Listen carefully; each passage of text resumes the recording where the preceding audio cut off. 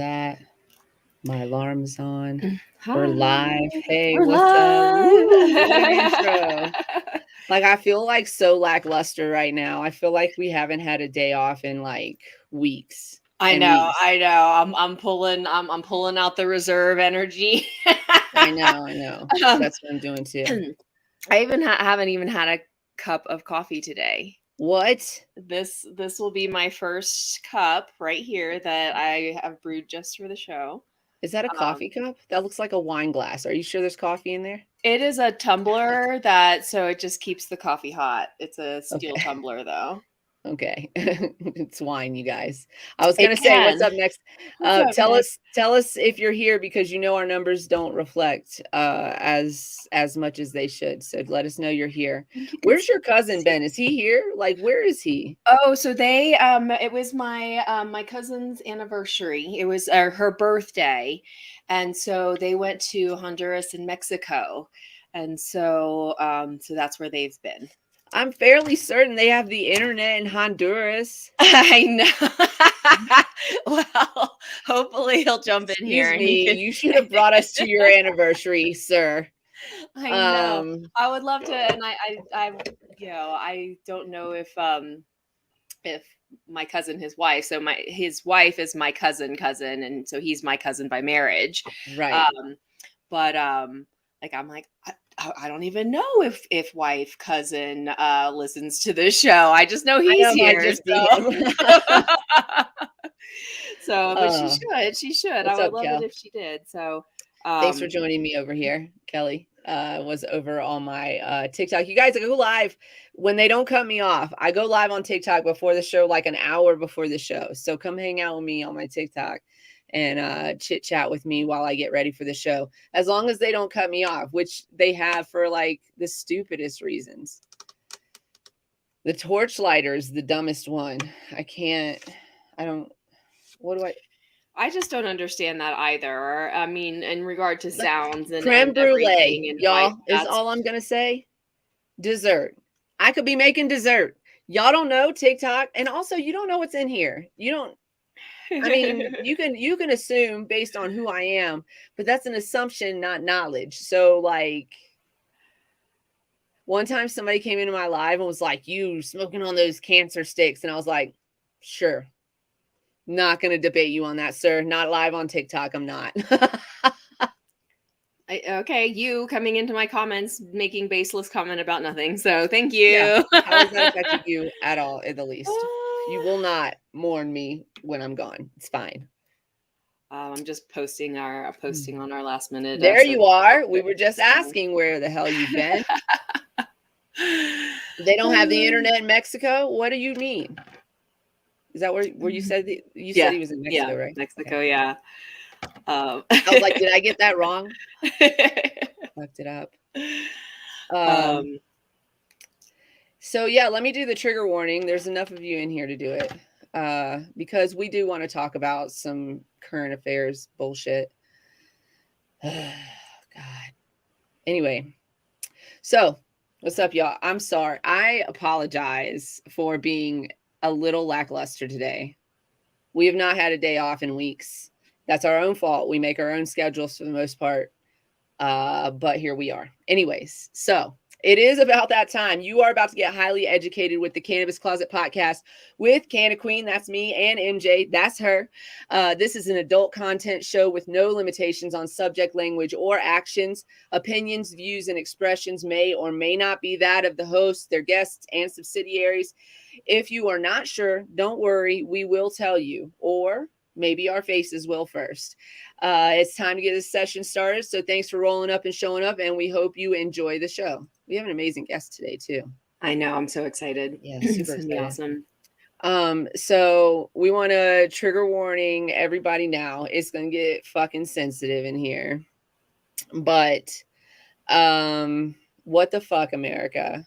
What y'all just get released back out into the wild and start acting like fucking heathens, or what the fuck?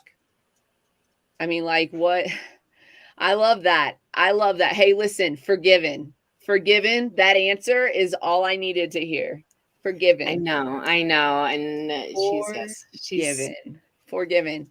He says, I spent all of my time with my beautiful queen. Listen, I'm not going to fault you for that. That is beautiful. That is all we ask. She's 18. She's 18 days older than me. I was about to say she's 18. Hold on. No. 18 days older than me. We're the same age. Okay. We're the same age. Okay. I didn't even know. Her birthday was the other day, and that's happy birthday, Queen. Happy birthday. Happy birthday, cousin. Hey, so what the fuck's going on in this country? Again. What I don't like I feel like today has been for me like such a like an energy suck. I just can't take another thing.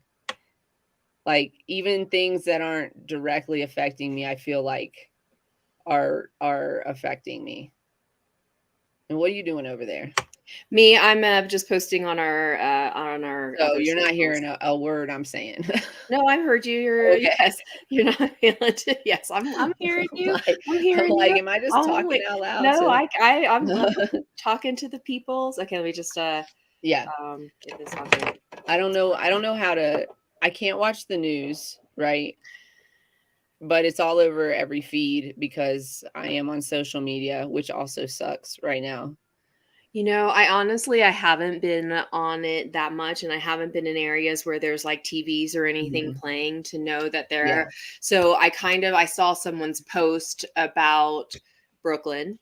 I saw, and then that one's. I feel like they're all horrible, but there's some shit coming out of Brooklyn that I'm just like really.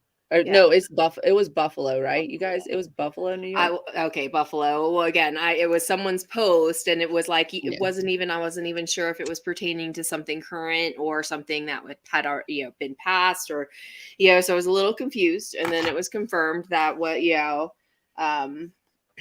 that again, senseless violence has happened.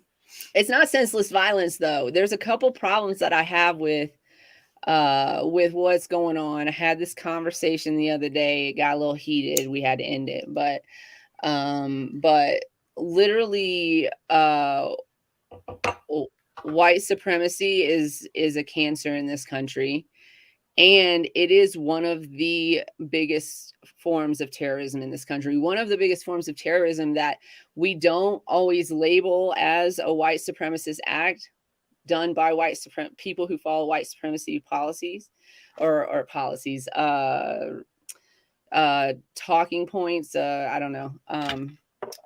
But like the system is built on that whole ideology. That's where the system came from.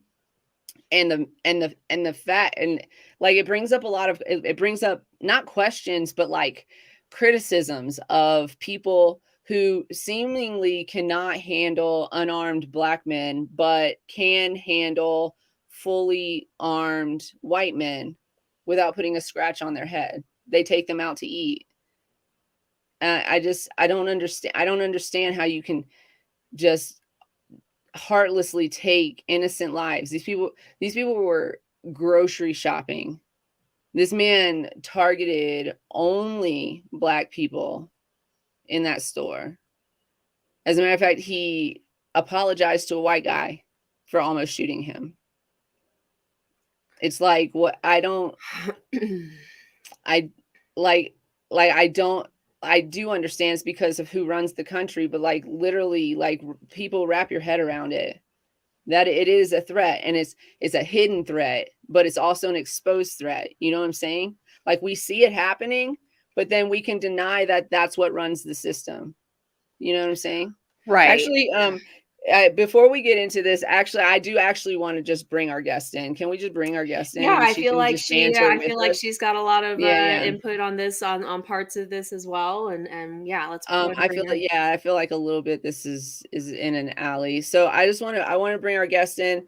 I'm gonna let you introduce yourself because your bio is so damn impressive. But then I want to get back into the subject. So if you don't mind introducing yourself to our audience, and tell us just a little snippet about you.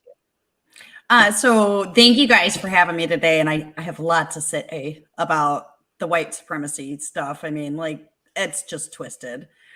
But my name's Charlena Berry. I'm author of a book called Breaking the Stigma, Lies, Racism, the Opioid Endemic, and Inviting Grandma to the Dispensary. I'm chief operating officer of a chain of retail stores in California called the Cake House. We've got 4 stores in Southern California.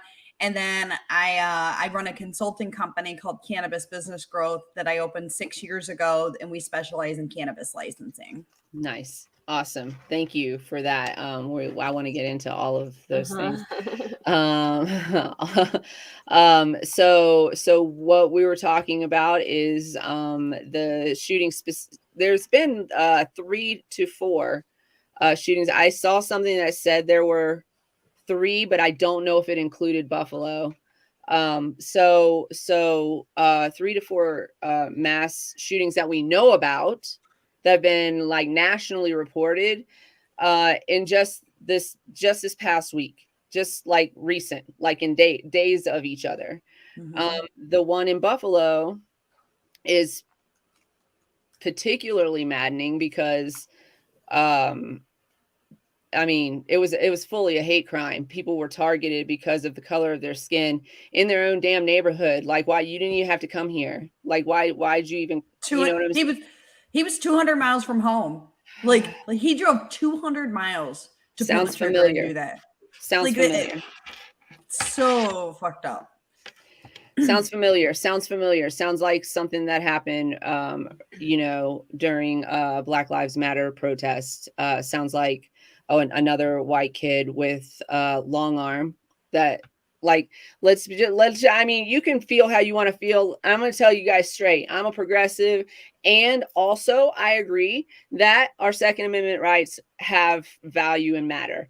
I also believe that we need some fucking reform across the nation, not state by state, but across the nation. It has to be nationally, because when you have gun reform in one state, but the other state next door to it doesn't have as strict gun reform, then it's just going to cross state lines. It gets off, and then people are like, and we all know that criminals, criminals are going to get guns anyway. Great.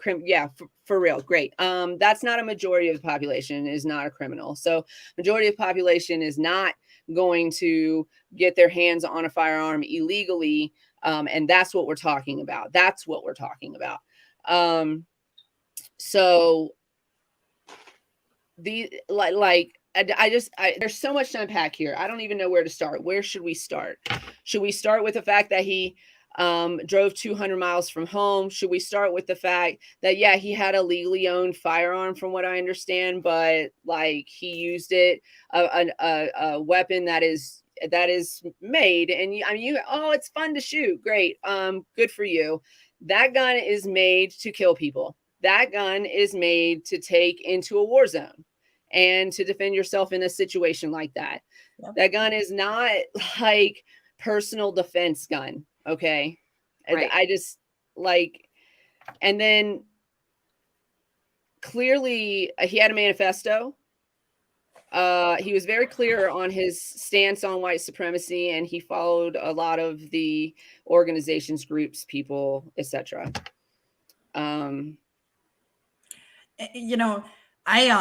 I'm with you that I'm progressive, right? Like I'm a single woman. I have a child here. I keep weapons in my bedroom, right? Just like straight up.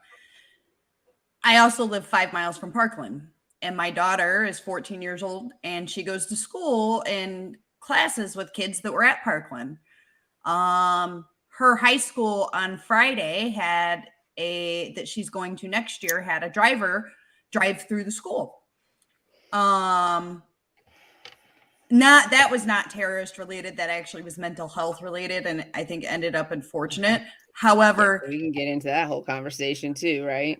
Well, it's a bummer because the person that drove in got shot, right? I feel horrible for him. He didn't have a weapon, but he was using his vehicle, I guess, maybe as a weapon. So, well, here in Florida, we're so scared, right? I mean, Parkland, the day that Parkland happened, in my live stream and Facebook, it was the parents looking for their kids in the reshares. And, and I just got goosebumps because I think of you know, I can tell you about Coach Feist getting shot because I've heard the stories from people that were standing next to Coach when Coach got shot, you know? And so I see the mass shootings and I don't understand what creates that mentality to make a mass shooter a hero, right? Because there's like this group of men that somehow they idolize each other and then they have this fantasy that they're going to kill the most people ever, right? And I want to know like where that club is. Like, do they talk to each other? Do they have on the dark web a podcast where they get on there and I feel like that's not far-fetched. That's not it's not, far-fetched and at it's not all. even dark web. It's you know, it's probably just a little tree email that they are part, you know. It starts off with, oh, I know this person, and oh, and then the, you know, and yes, the dark web too, like it does exist and there's a reason for it. But they do a lot of this shit out in the open. But this stuff is out in the open. These, you know, people, you know, and the whole, like we were talking, not that anyone accepts it, but it still continues to happen. These, you know, oh, it's okay. It's okay that, you know, it's not okay, but we're going to just say it's okay because we're going to keep moving forward, right? Yeah, like we can't talk about it because it's too sensitive of a time. It's too soon to talk about it. And then when it's not too soon to talk about it, oh, it's in the past, right? Like there's no good time to talk about this. We got to talk about it. We got to talk about the fact that this kid went into a neighborhood that was not his own specifically to kill Black people. Like specifically on a mission to kill Black people. And why didn't he have something better to do with his time? And like how is that's what you want to do with your day? I ask this question every day. Like I don't know, when I wake up in the morning, like not one time did I think about going to want to kill somebody. It didn't even cross my mind. But like how is that, like how is it something that you fantasize about, put a fucking plan behind it, and then do it? Like, I wish we had a man on the show today because I really do feel I feel like this is not listen, girls have committed these atrocities as well, but we can say over and above white cis men are doing these things. A majority white cis men.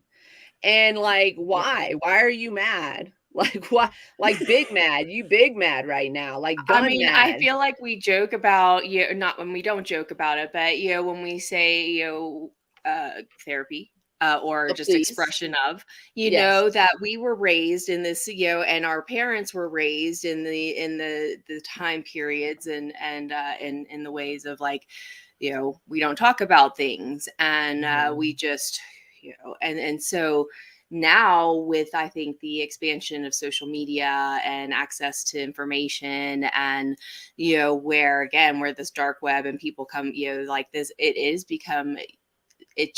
gets put it, you know, the TV shows we watch, you know, the books, the content, everything is geared to just accepting it or just being like it's an everyday kind of thing. Though. So your question about is an everyday thing in America, by the way, everybody, just because you didn't hear about it because it didn't become national news doesn't mean it's not happening. This is happening in America almost every day in some way, and in some number or another, you know, and so the question of why is it, you know, who wakes up and does this? Why aren't things being done? Or why do kids or even adults come up with these things to do? What don't they have something better to do?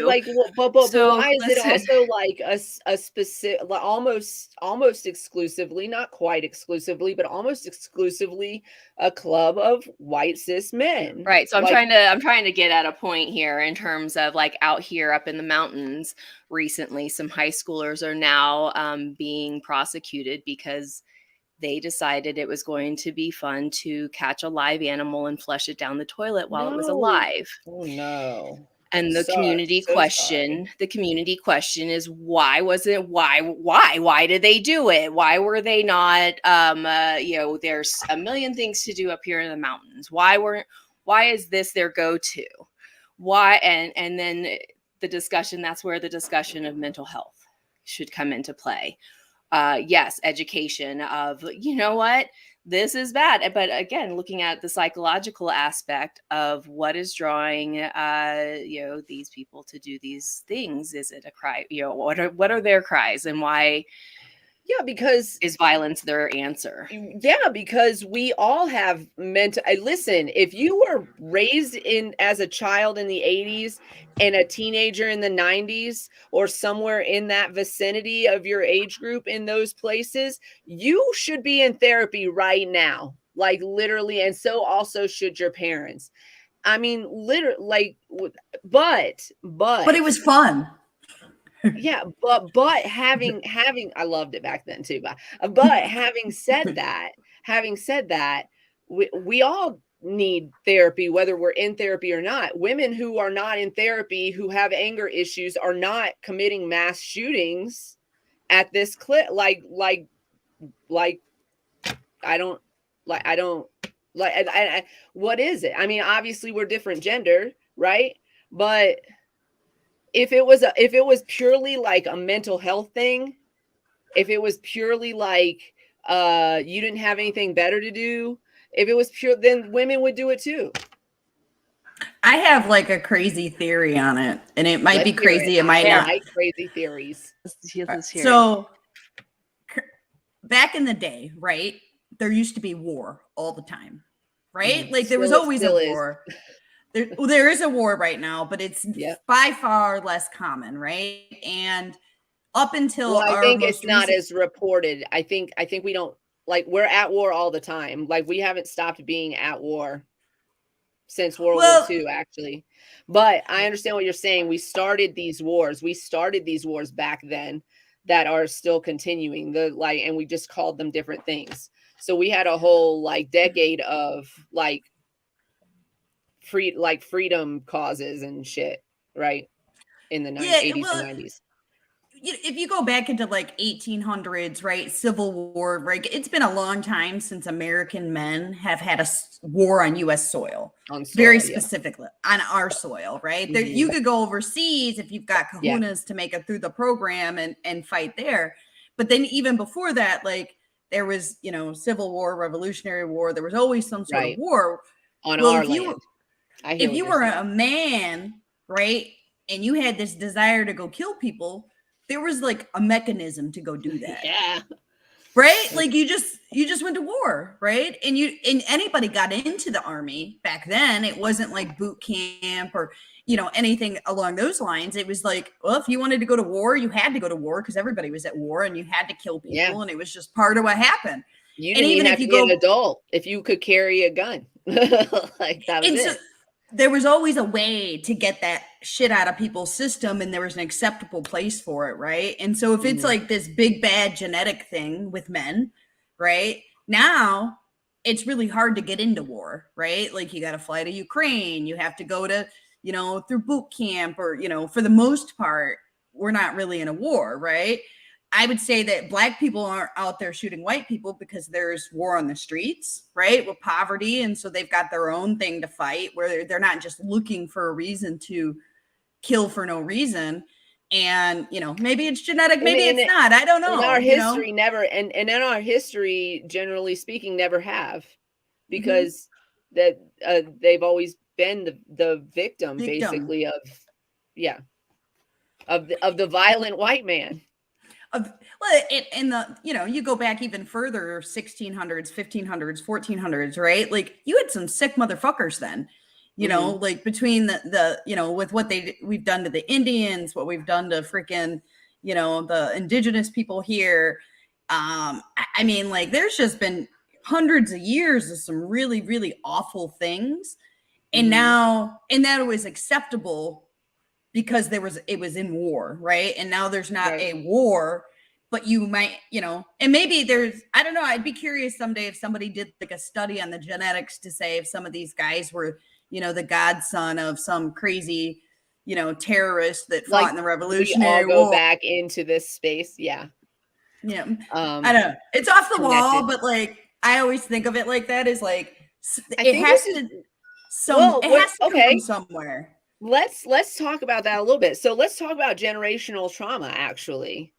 So when we talk about generational trauma, we talk about it in terms of Black and brown communities, you know, coming from a lineage of enslaved people, Jim Crow laws, segregation, and et cetera, and these realities in our American history actually create this generational trauma, which equals things like in the 80s, they have these whole campaigns about absent fathers who are all Black guys, you know, like they're all Black fathers, not white fathers. Like my daddy was around. Like, no, he wasn't, y'all. Right. No, he wasn't. But it was all like attributed to Black and brown communities, right? And then poor communities secondarily. But when we talk about it, that's how we talk about generational trauma. Let's talk about it as from the point of view of white men. Then, if we can say that trauma, that things that are happening today are a result of trauma that happened throughout generations, and then these are the things that we were taught, and this is how we got to this place, right? Then we could also make that reference to the white man, right? Generationally, first of all, white men came to this country and killed the natives here, and those who did not die from the ridiculous things that they did, and the diseases that they brought over. Those who did not die were required to assimilate. We stole land from them, et cetera, et cetera. We could go on. The list goes on, right? That caused generational trauma within Native communities. Also, because families, their children were taken from them and sent into boarding schools.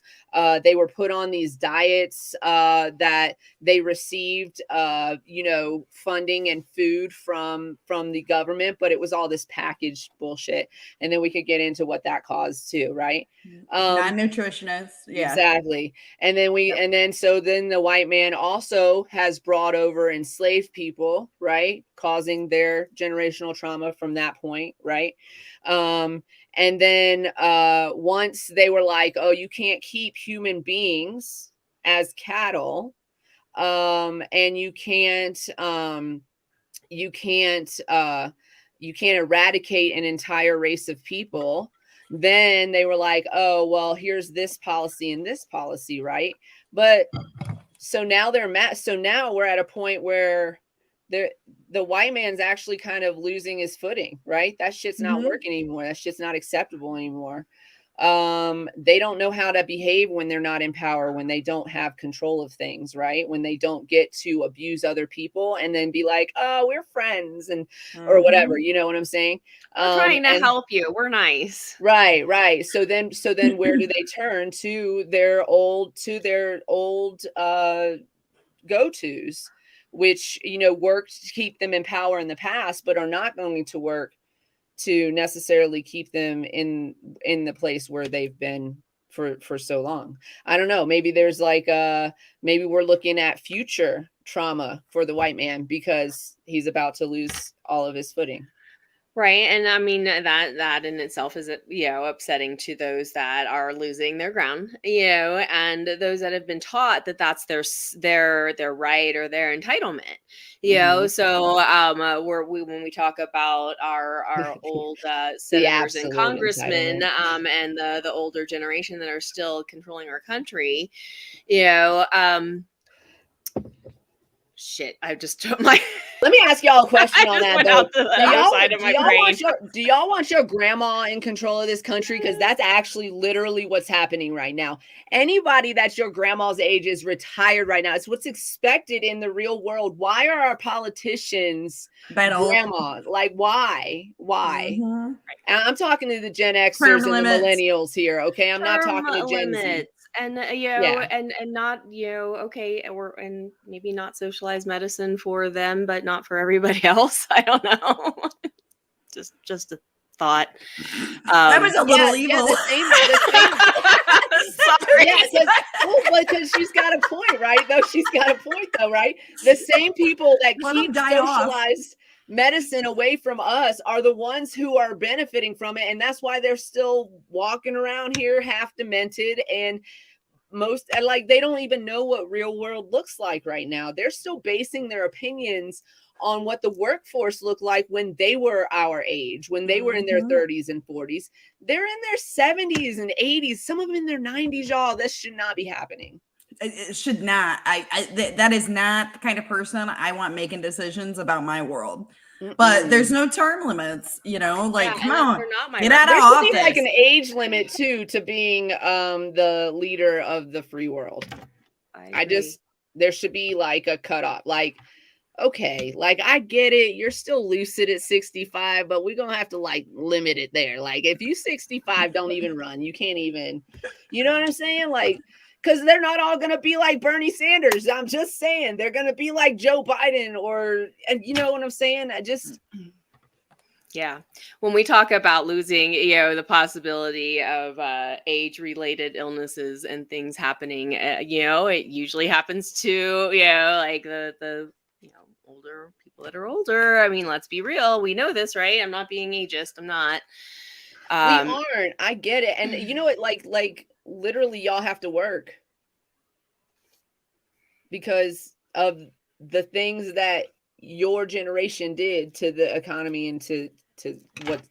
And that's the thing too, is they're still grasping at that, right? We're still like living in that world of where the brand name is king, but now it's all, you know, we've wiped out, or, you know, essentially tried to wipe out small businesses and mom and pop shops, and, you know, in every single aspect. You're looking at it in the cannabis industry and seeing how, you know, mom and pop businesses and individuals and people standing up for the right of this plant, and, you know, to be continually beaten down for big business just to come in out of nowhere, you know, at 10 years later, 12 years later, and be like, we've got the money and we're going to take over, and screw all y'all for doing this. And we're y'all remember John Boehner? Y'all remember John Boehner? What, isn't that his name, Boehner? John Boehner. He was the Speaker of the House. And then when he got out of politics, and he did everything to keep us from legalizing cannabis. And then when he got out of politics, what did he do? Invested in a cannabis business. Are you kidding me right now, sir? Are you joking me right now? Oh, you got to be joking me right now. Right. Like your policy sent people to prison for this. You got to be joking me right now. But like, I literally, like, I don't want to work at 70. I don't want to be working. If I still, you know, if I'm still in this game, like I'm a hustler, so I might still be in this game, but I want to be hustling from my couch with a blunt in my mouth. I don't, you know what I'm saying? I want like, I'm not trying to, like, I don't understand. It's, first of all, our parents, our baby boomer parents, were taught that hard work equals value for them. So they are valued by their hard work. And we were like, fuck the man, right? And so we were like, whatever. And we didn't want to work for the man. We ended up working for him anyway because of our apathy. But the point is that you don't have to work yourself to death. And our parents should not be running the country right now. Look at your mom and dad. If you're a Gen X or a millennial, look at your mom and dad and please explain to me why they should be running the country right now. Right. And, you know, I do have a handful of friends that have really cool parents, but cool or not, you know, like, should they be running? Maybe there's their parents, pretty progressive ones, but like, I'm just saying, like, we're making pies for the family and shit, and like taking vacations, road trips and shit at their age. That's what their parents were doing. Like, follow in your, why aren't you doing the retirement thing? Isn't that the dream? Isn't that what everybody wants to do at the end of the day, is like relax? Your parents got to relax, and then you just turned out to be like these massive workhorses who never stopped, and then ruined our whole fucking economy. Because, by the way, you should not be working at McDonald's, and stop greeting me at Walmart. That's not your job. Those are teenagers' jobs. Like, literally. Like, anyways, but because your parents are running the country, Gen X and millennials,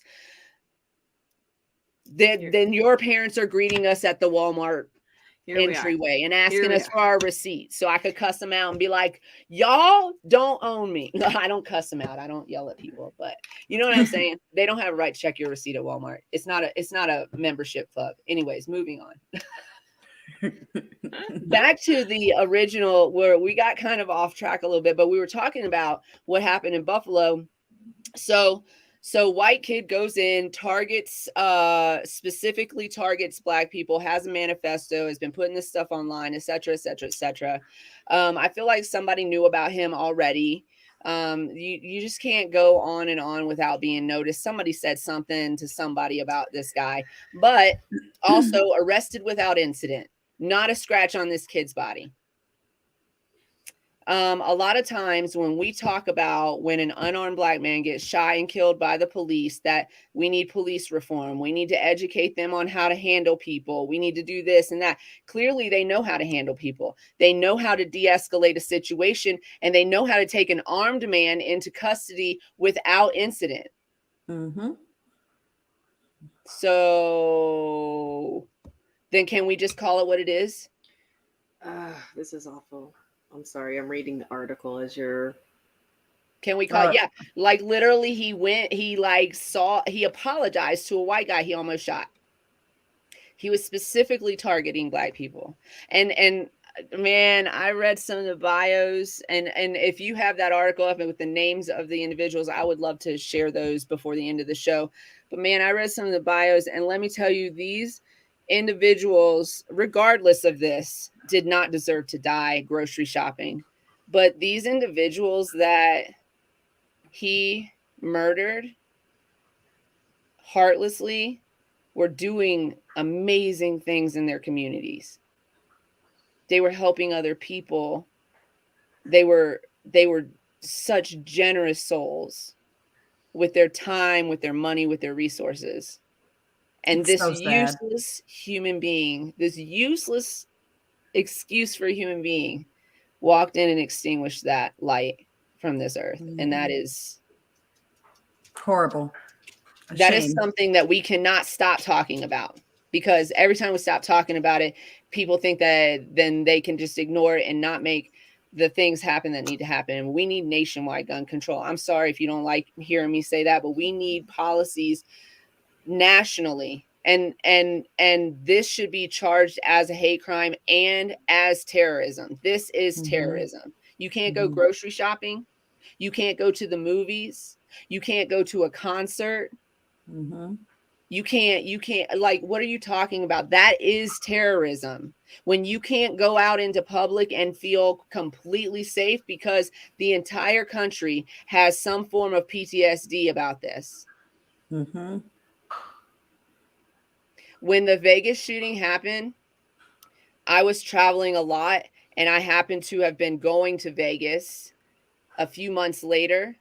My husband made me carry a new backpack with plates in them so that hopefully, if there was a mass shooting, hopefully I get hit with a handgun if I get a bullet from a handgun, as opposed to one of those long arms, which would have penetrated anything I had. But hopefully I get lucky and not get hit. But if I did get hit, or if I was in a situation, like, that's where we were. He was sending me out with Kevlar. I was in Vegas for MJ BizCon, actually, right after the stadium was still up. Do you recall that? They hadn't taken the crime scene down, and I remember talking to the Uber drivers who were all saying that people just got in their car with bloody feet and ran, and like, I mean, those stories were just freaking horrid hearing about that. Like, and we hear about it this is a regular thing.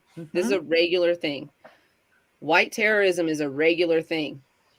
Yes. That I'm just going to say it. You don't have to like it. You can argue with me about it. We can have the discussion about it.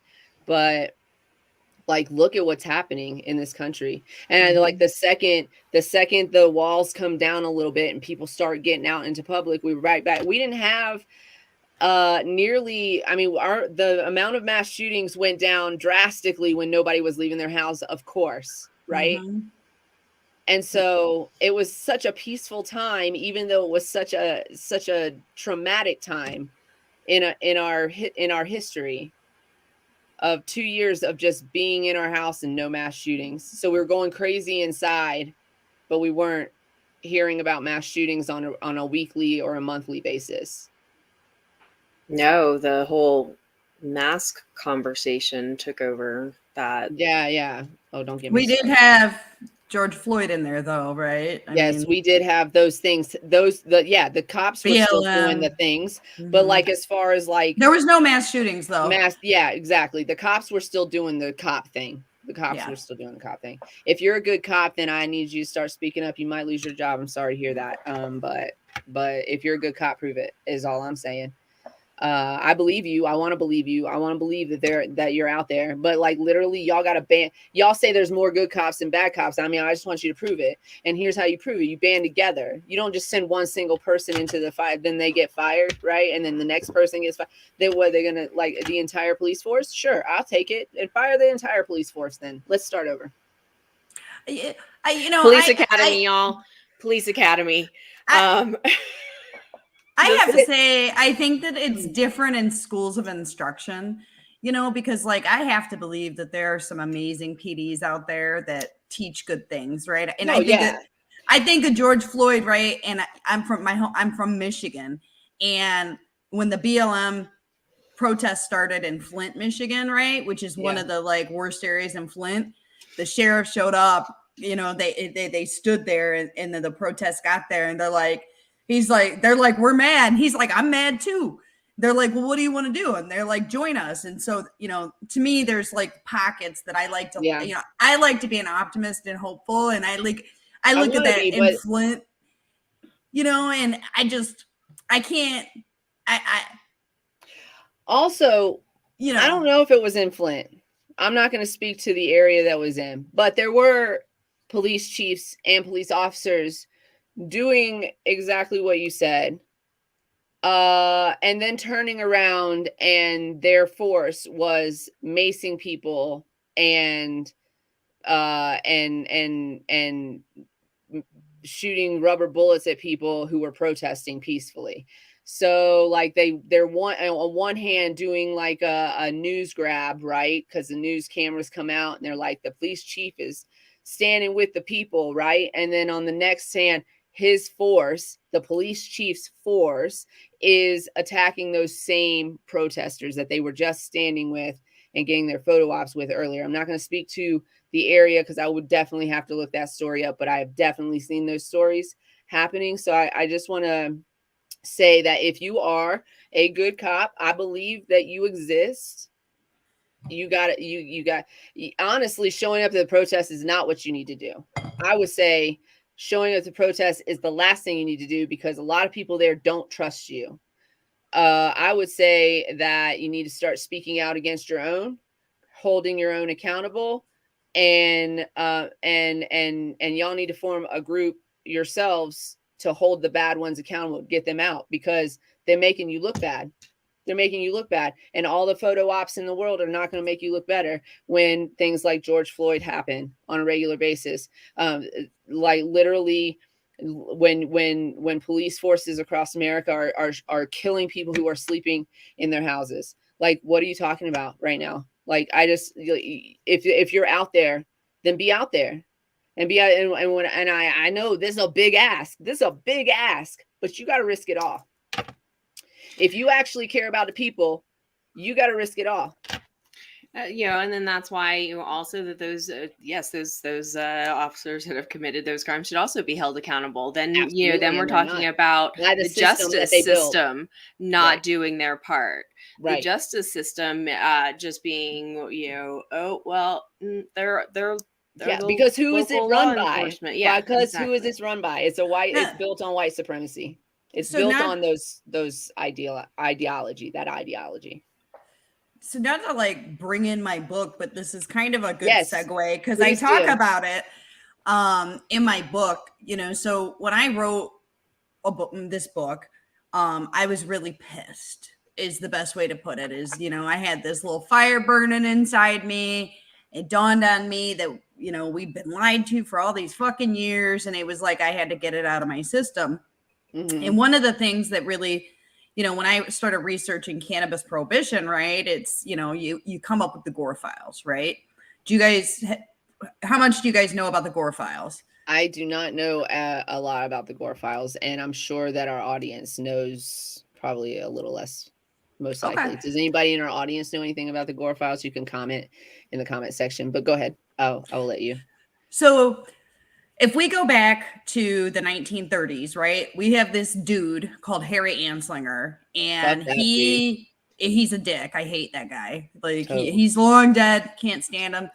He was known as a crazy racist back then, right? Totally. He ran the FBN, which is Federal Bureau of Narcotics.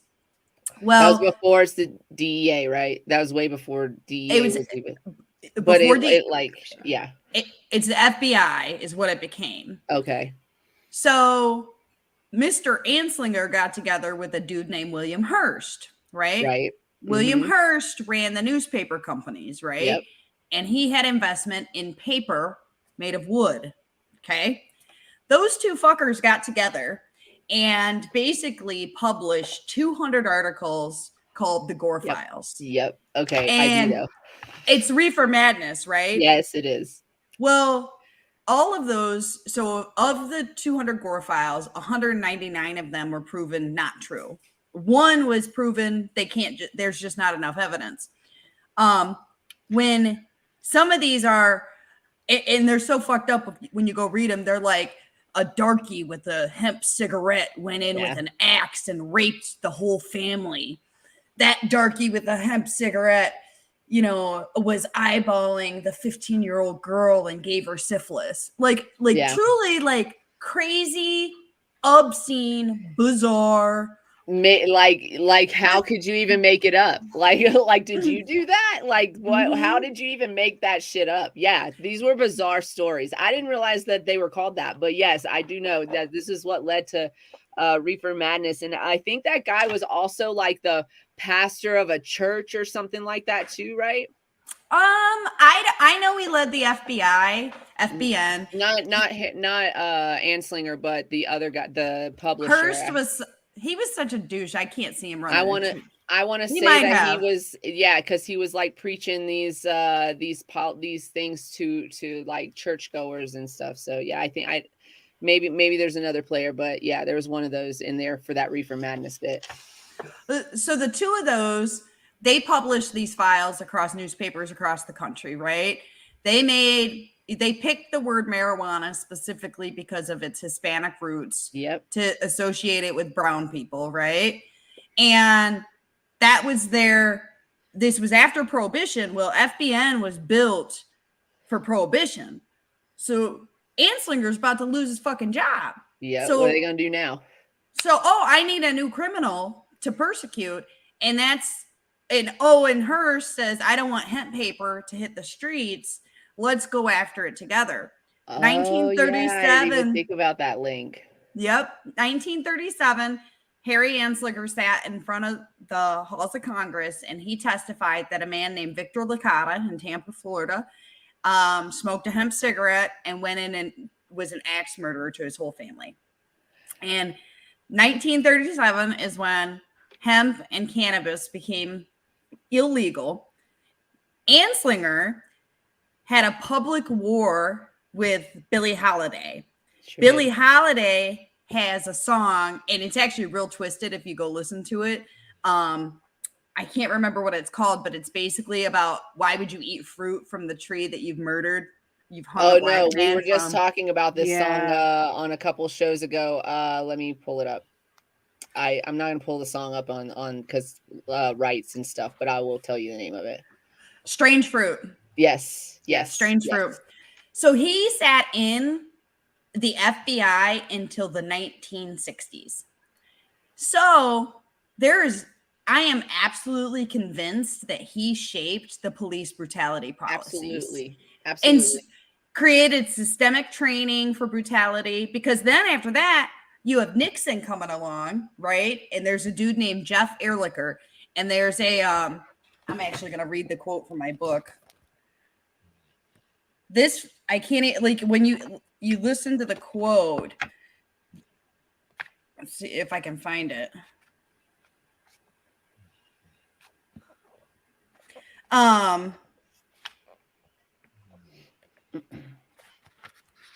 there's just like this brief period in time while you're looking for that. There's this brief period in time when we had Carter in charge, and cannabis was off the chopping block for like that brief period. But then, you know, he didn't continue on. So then the war on drugs started again. So it started with Nixon, and then it ended for a brief period of time. And then Reagan came through and started it all back up again with his This Is Your Brain. Oh, I found it. So the Nixon campaign in 1968 and the Nixon White House after that had two enemies, the anti-war left and black people. And this is a quote from Jeff Ehrlicher, so this is documented. You understand what I'm saying? We knew we couldn't make it illegal to be either against the war or being black, but we could get the public to associate the hippies with marijuana and blacks with heroin and then criminalize both heavily. We could disrupt those communities. We could arrest their leaders, raid their homes, break up their meetings, and vilify them night after night on the evening news. Did we know that we were lying about the drugs? Of course we did.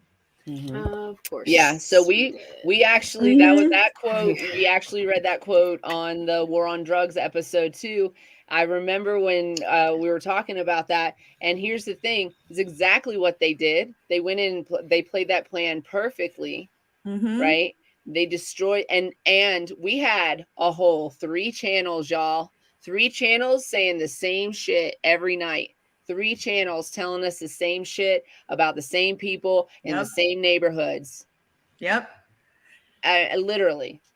It was designed to scare the white lady. It was designed to scare the white lady and divide community, divide people. Divide humans. To scare white people in general, but definitely the white lady. Your daughters are going to go to those jazz clubs and smoke that marijuana and get pregnant and get syphilis.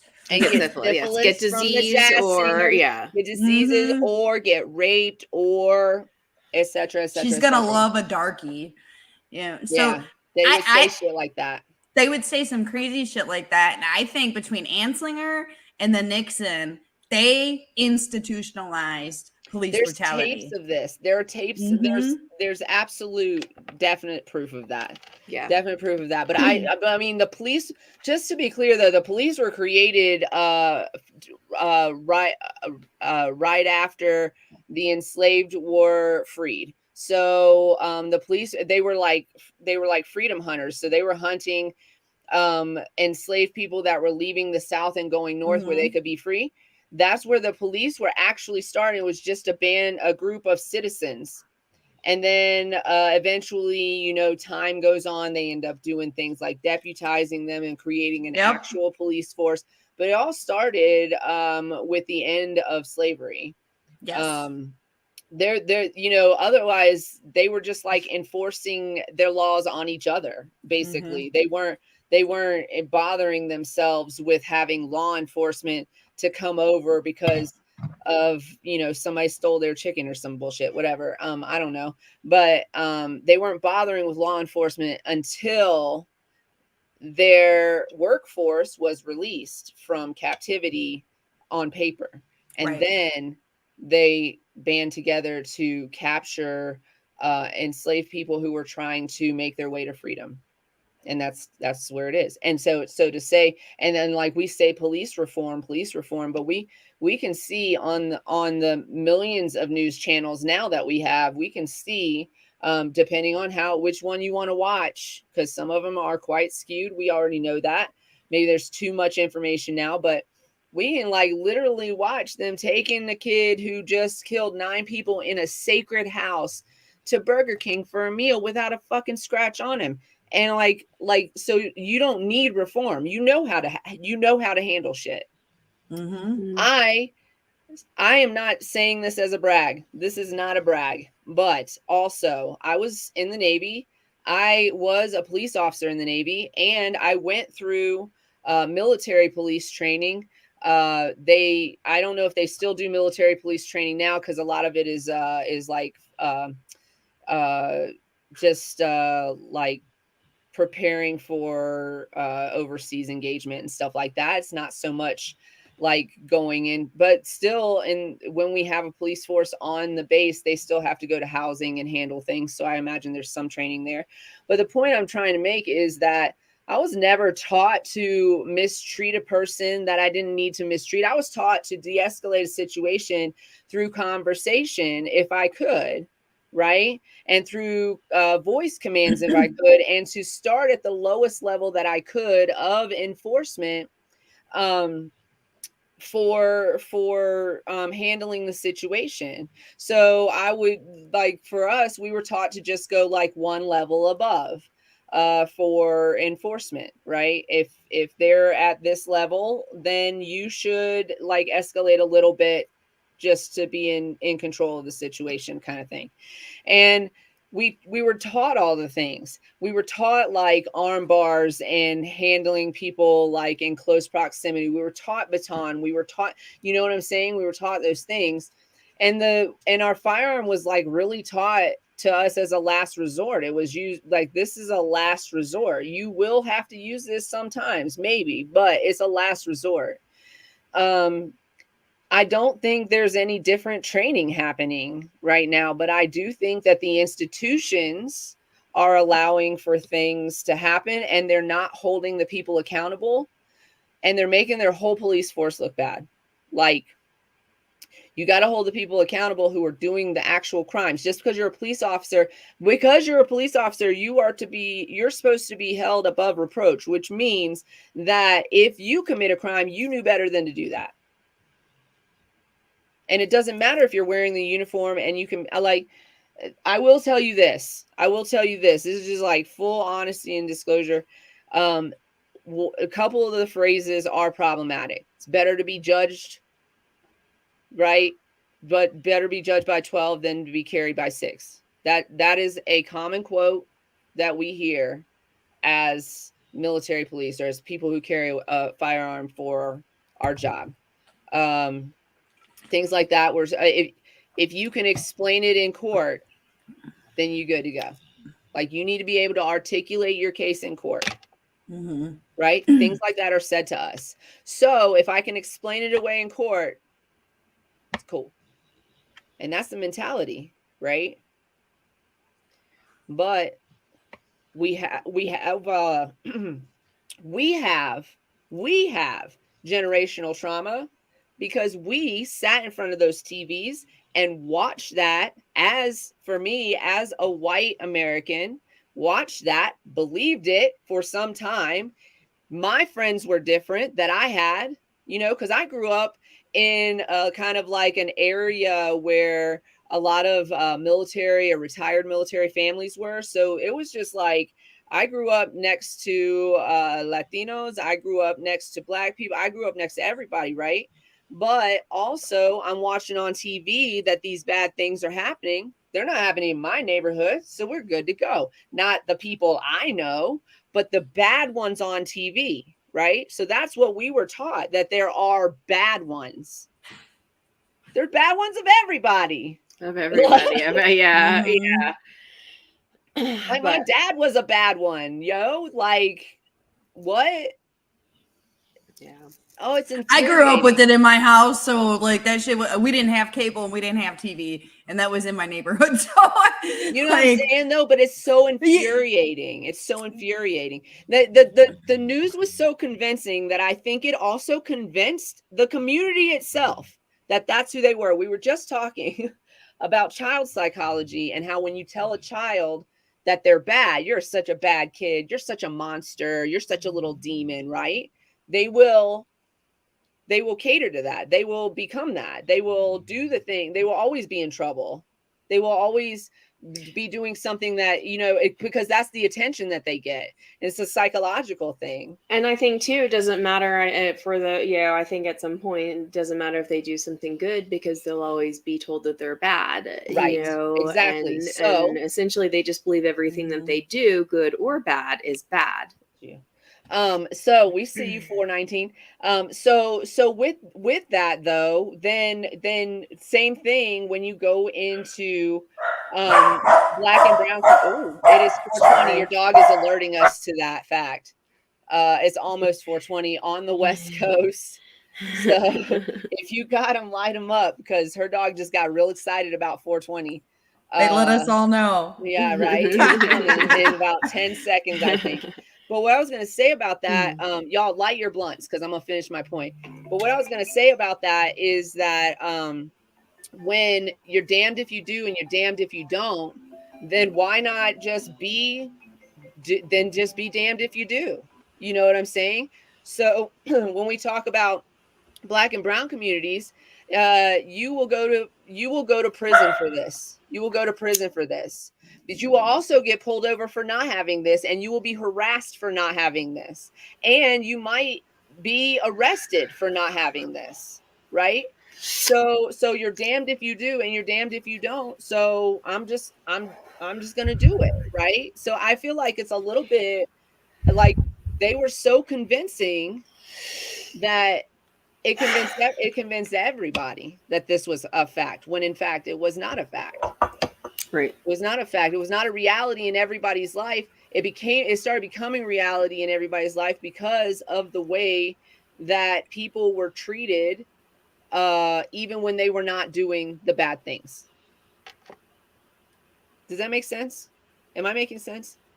I mean, yes, because I obviously just used the same example. So no, you absolutely did. But so like I think it's like that part of that trauma, though, like that.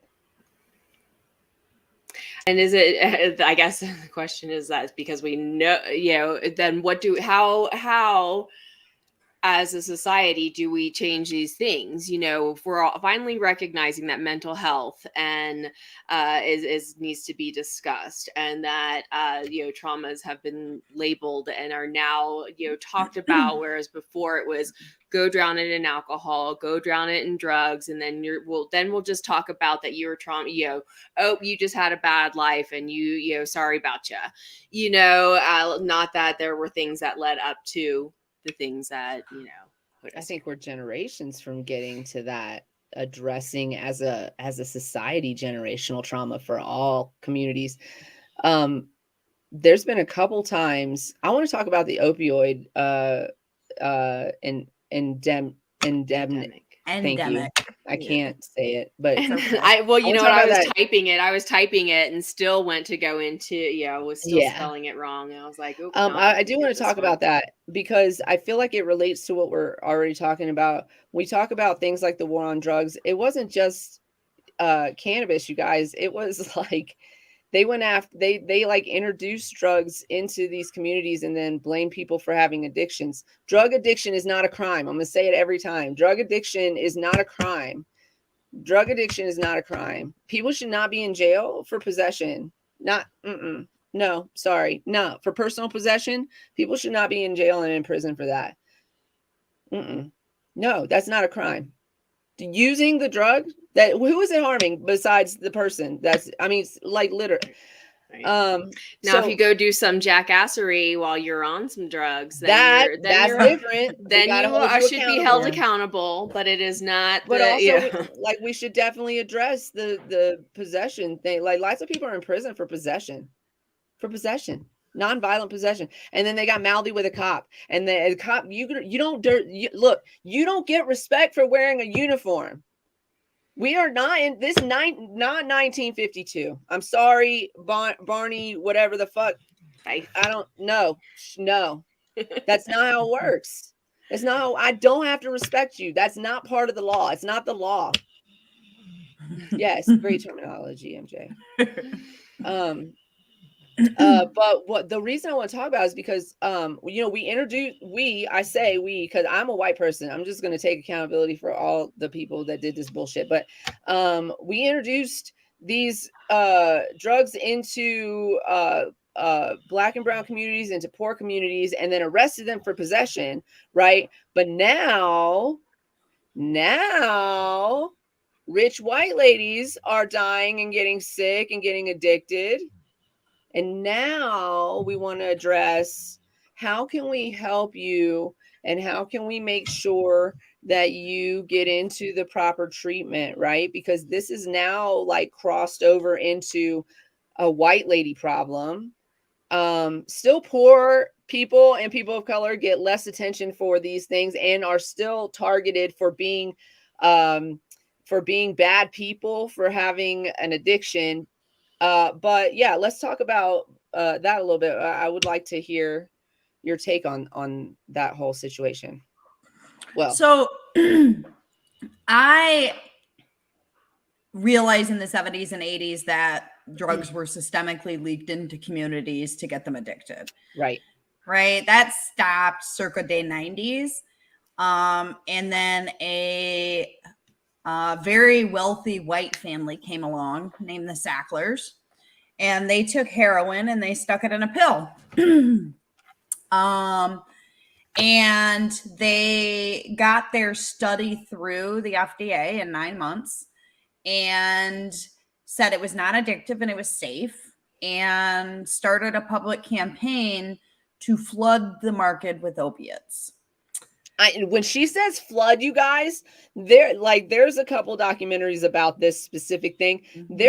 There are little tiny cities in West side Virginia of the states, right, that have this low population of people who are getting thousands and thousands and thousands of pills, that they're getting so many pills that there's no way that the people in it, like, there's no way they're using them as specified. There's no way that they're not being abused. Like, there's so many pills being sent versus how many actual people live in the community, that I think that's what part of what got them caught. But anyway, sorry for interrupting. Go ahead. That's okay. West Virginia, there's a city there. It was 800 times the population specifically. That, yes. Yeah. So what it looked like in my family is when in the early 2000s, my stepdad got cancer, and he lived in Florida. And the way that they gave out oxys at the time is that they would send home my stepdad with a pill bottle with 120 in them at the time. Holy shit. And this happened for 2 years, that he got pill bottles with 120 in them at a time. And it was safe and non-addictive.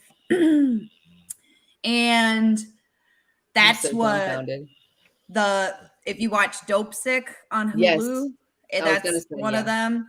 Netflix has a few that have come out since then. The Sackler family has been issued billions of dollars in fees to cases you can prove. The hard part about that is, so in the case of my family with my stepdad, well, 120, and that was enough to get everybody addicted. Yeah. My mom, his baby mama, and then he actually gave my 14-year-old brother his first OxyContin when he was 14 years old. And you kind of get pissed, like, what the fuck was that guy doing? He gave a 14-year-old a fucking Oxy? But they told him it was safe. Thank you. They said it was safe. Because he's an authority figure too. Like, I'm also like concerned, like, I want to see the doctors in these cases who knew what they were doing. Come on. But yeah, in the first 5 years or so, I think there's doctors who knew, but I mean, there was they used rap videos of all things to convince doctors it was safe. And that's a lot of what Dope Sick touches on, is how, now 8 years in, 10 years in, yes, I believe you and agree with you about the doctors. The first year, the first two, the first three. Yeah, the first couple years I could say, okay, maybe. But I mean, there's also signs of addiction that are very like prominent and clear when we talk about people who are even pharmaceutical addiction. You can start seeing some of those things as a trained professional. I feel like the doctors were they were just in the medical I can't blame the doctors for pushy salespeople. Like, to me, that's they were. I can because there's a whole movie on that with what's his face, Gyllenhaal. Like, there's a whole movie on the prescription pushing. Like, I mean, they take an oath, and I hear what you're saying. Like, they're salespeople or whatever, but you're also a doctor. But I say, like, if you're going to and I don't know, if you're treating a patient regularly enough to like give them refills on their prescriptions, I feel like what the medical industry has become is like a rotating door. So like so many people are sick and there's not enough people to take care of them that they're not noticing the things that they need to notice that they should have noticed early on. No, they're throwing pills at them instead of helping them heal. They're throwing pills at them, and so they aren't doing the other things that would keep them out of these, out of these situations. I don't know. It's an awful circle in terms of, okay, yes, you would think that your physician is paying enough attention, but then we're talking about the different medical situations and the way that people are getting their prescriptions. And they are recently starting coming from the streets too. And that too. There's actually a statistic somewhere that I read that there is just they manufacture enough to cover the black market, y'all. It's not, it's not like there's just this overage that's going from the market. It's actually they're manufacturing for the black market. Yeah, like so what you were saying is that your dad had enough pills to feed the family. Mm-hmm. Like, what do they think? They knew what was happening with 120 pills. No. I lived it, man. I was there. He was sick. He had cancer. He was in pain. I remember being 19 years old looking at my mom after she took an oxy, and I didn't know what was wrong with her, right? Like, because nobody knew about opiate addictions then. What it was, what the signs were, it was Christmas, and I remember like she was like normal, and then she wasn't. And I remember looking at her, and I was like, and we've never gotten along, and I hope she's not listening, but she might come back and find this, and then whatever. But I remember looking at her, and I was like, "What the fuck did you take?" Because we didn't know, like it was in the house, like and then in parallel, right? There's somebody who the moment they take an oxy, they get addicted. And then there's somebody like me who, I've had an injury and I've had a Percocet. I can never remember taking an oxy myself because I was always adverse to that. But like, I never wanted to hunt people down for Percocets. Yeah. But no, I don't do dirty things for Percocet. So my baby brother's 14 years old, and he starts telling me stories about going to school for lunch, and he was on the school lunch program, and it's 35 cents. And he remembers being so hungry, but didn't have the 35 cents. Right. Well, how horrible is that? Oh, well, this is easy. There's a pill bottle of 120 there. Let me take 10 off the top and go get $1 each for them. Exactly. Right. Yeah. And so it's a very organic situation to create his addiction, B, the black market scenario, because, and I looked at my baby brother, and I mean, he can describe to me the hunger that he felt. And he's like, and I remember him telling me, he's like, Shar, it was only 35 cents. And I could that 35 cents. Are you kidding me that you're going to let a child, like, okay, just on that point alone, if anybody hearing my voice is in charge of any of this shit, children should not have to pay for their food at school. Like, what are you talking about? They are children. You have already brought them into an institution to learn whatever the fuck it is you want to put in their brain. At least fucking feed them. Are you kidding? Well, and so this is in the early 2000s. Well, my stepdad had cancer for 2 years. So that was 2 years of 120 pills. Whew. Right? 2 fucking years. And I remember my high school, I don't know whose dad had cancer in my high school, but like the class above me, which was the class of 99, all of them, something just became wrong with them. And it was like, what the fuck is wrong with you guys? And then slowly, that's when I first started seeing like the overdoses, right? Like, and it was like, but you still didn't know, right? Like you still didn't know what was happening. And then you got the sense it was like, oh, it's the fucking pills, but like you still didn't know. Were they mixing them? Were they what they doing? How many blaming did they it on all the other take? things? Yeah. Well, I think at the time too, it was a lot of victim blaming. Like my brother became an addict, and I was so mad. How dare you, you little fucker? How dare you? But then I look back now, and as an adult, when I talked to him about it, and he explained to me how it happened, almost every addict that you know, of course it happened that way, got their first pill from a trusted source. Yes, right. Absolutely. And it didn't. And we each were trained on the war on drugs. There was going to be a drug dealer that came in their alley and was like, "Do you want some dope?" And that's how they trained us, yo. That's what they told us was going to happen. Just say no if that drug dealer shows up. Let me tell you, not enough of them showed up in my corner. Like, I didn't mean no drug dealers like that. If you know anything about drugs, you know a drug dealer ain't giving their shit away for fucking free. No, they're not giving you samples. Nobody's giving your kid edibles on Halloween. I promise you. That edible is way too much to give it away on Halloween. I promise you. No. I promise you. It's so interesting because I feel like people started getting more serious about what opioids were doing in this country when they left the neighborhoods where people couldn't afford 35 cents for their lunch program and went into the neighborhoods where they're killing more.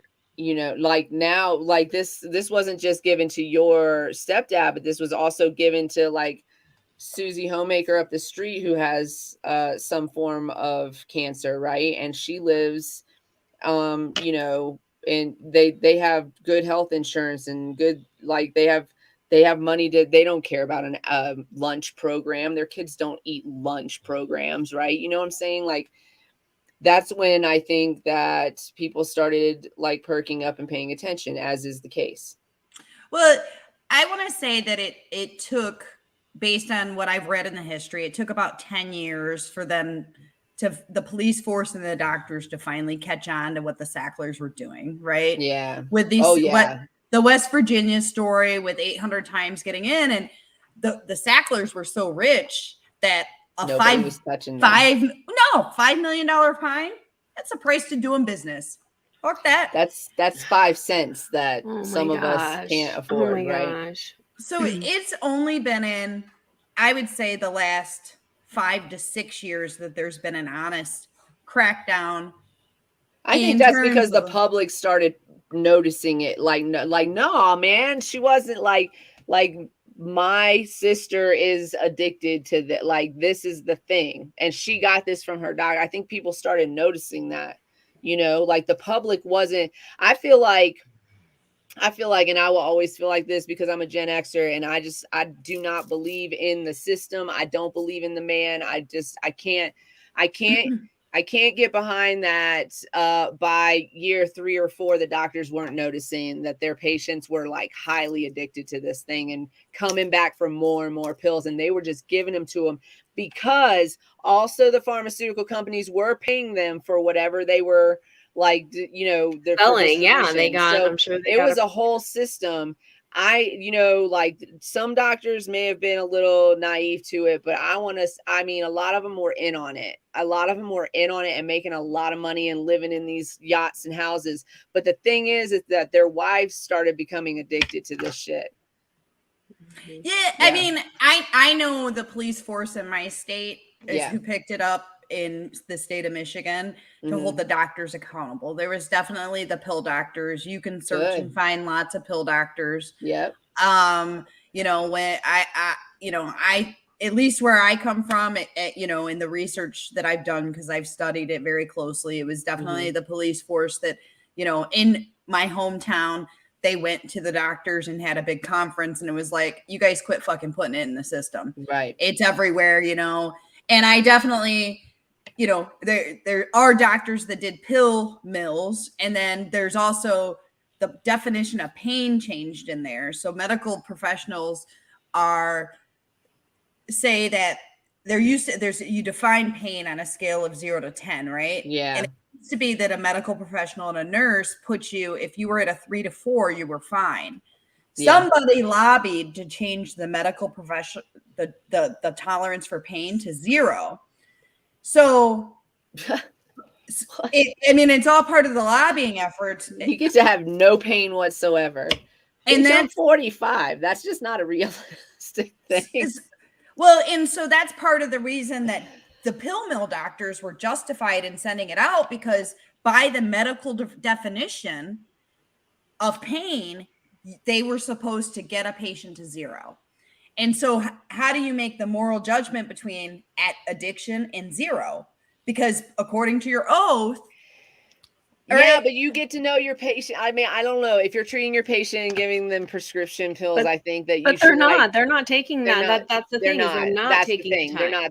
They're just. I always point the wrong way, but they're not. They're just taking the money from the prescription drug. You know, there's a whole cycle of it happening, but they're just taking the money from the prescription drug pushers, and then they're milling their patients through. Not all doctors. I'll agree with you on that. I mean, it's not all. You know, it's never all. But a lot of doctors were like really, and patients trust them because they're an authority figure. I don't.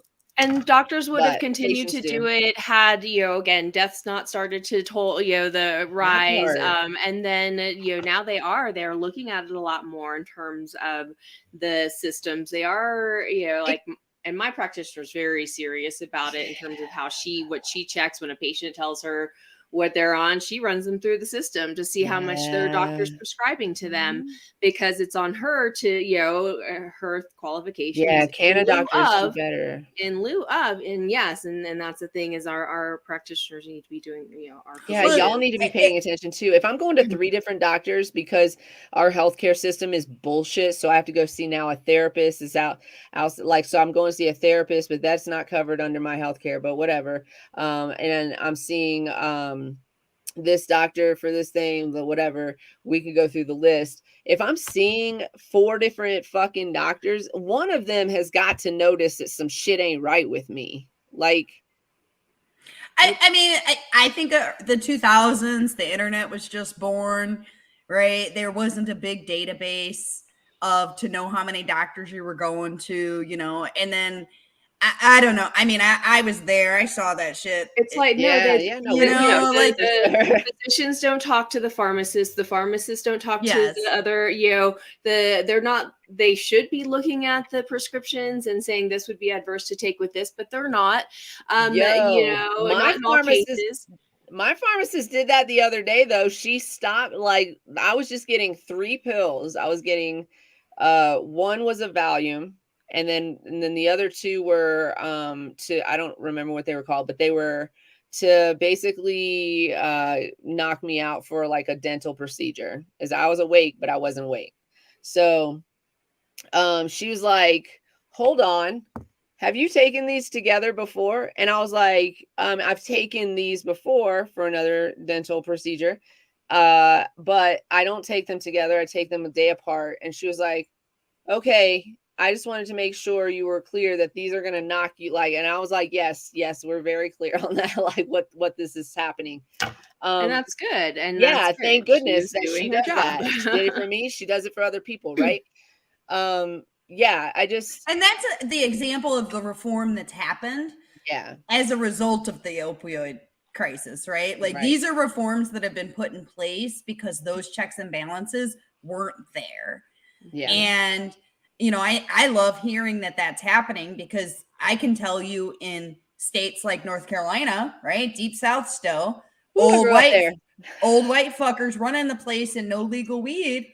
I have an example of a person I know 3 years ago, their doctor intentionally got them hooked on opiates and then refused to withdraw them. Right. And so, don't give your doctor that much power, y'all. Well, he had shoulder surgery, right? Mm-hmm. So what happens after shoulder surgery? Well, there's no weed in the state, so you have to have pain management, right? And so, they're in those deep South states where that's still a thing. This is a crazy thing. How is cannabis not legal, but it's okay to get somebody hooked on something that will literally kill them? this has been proven. We know opioids will kill a person if they take too much. We know this.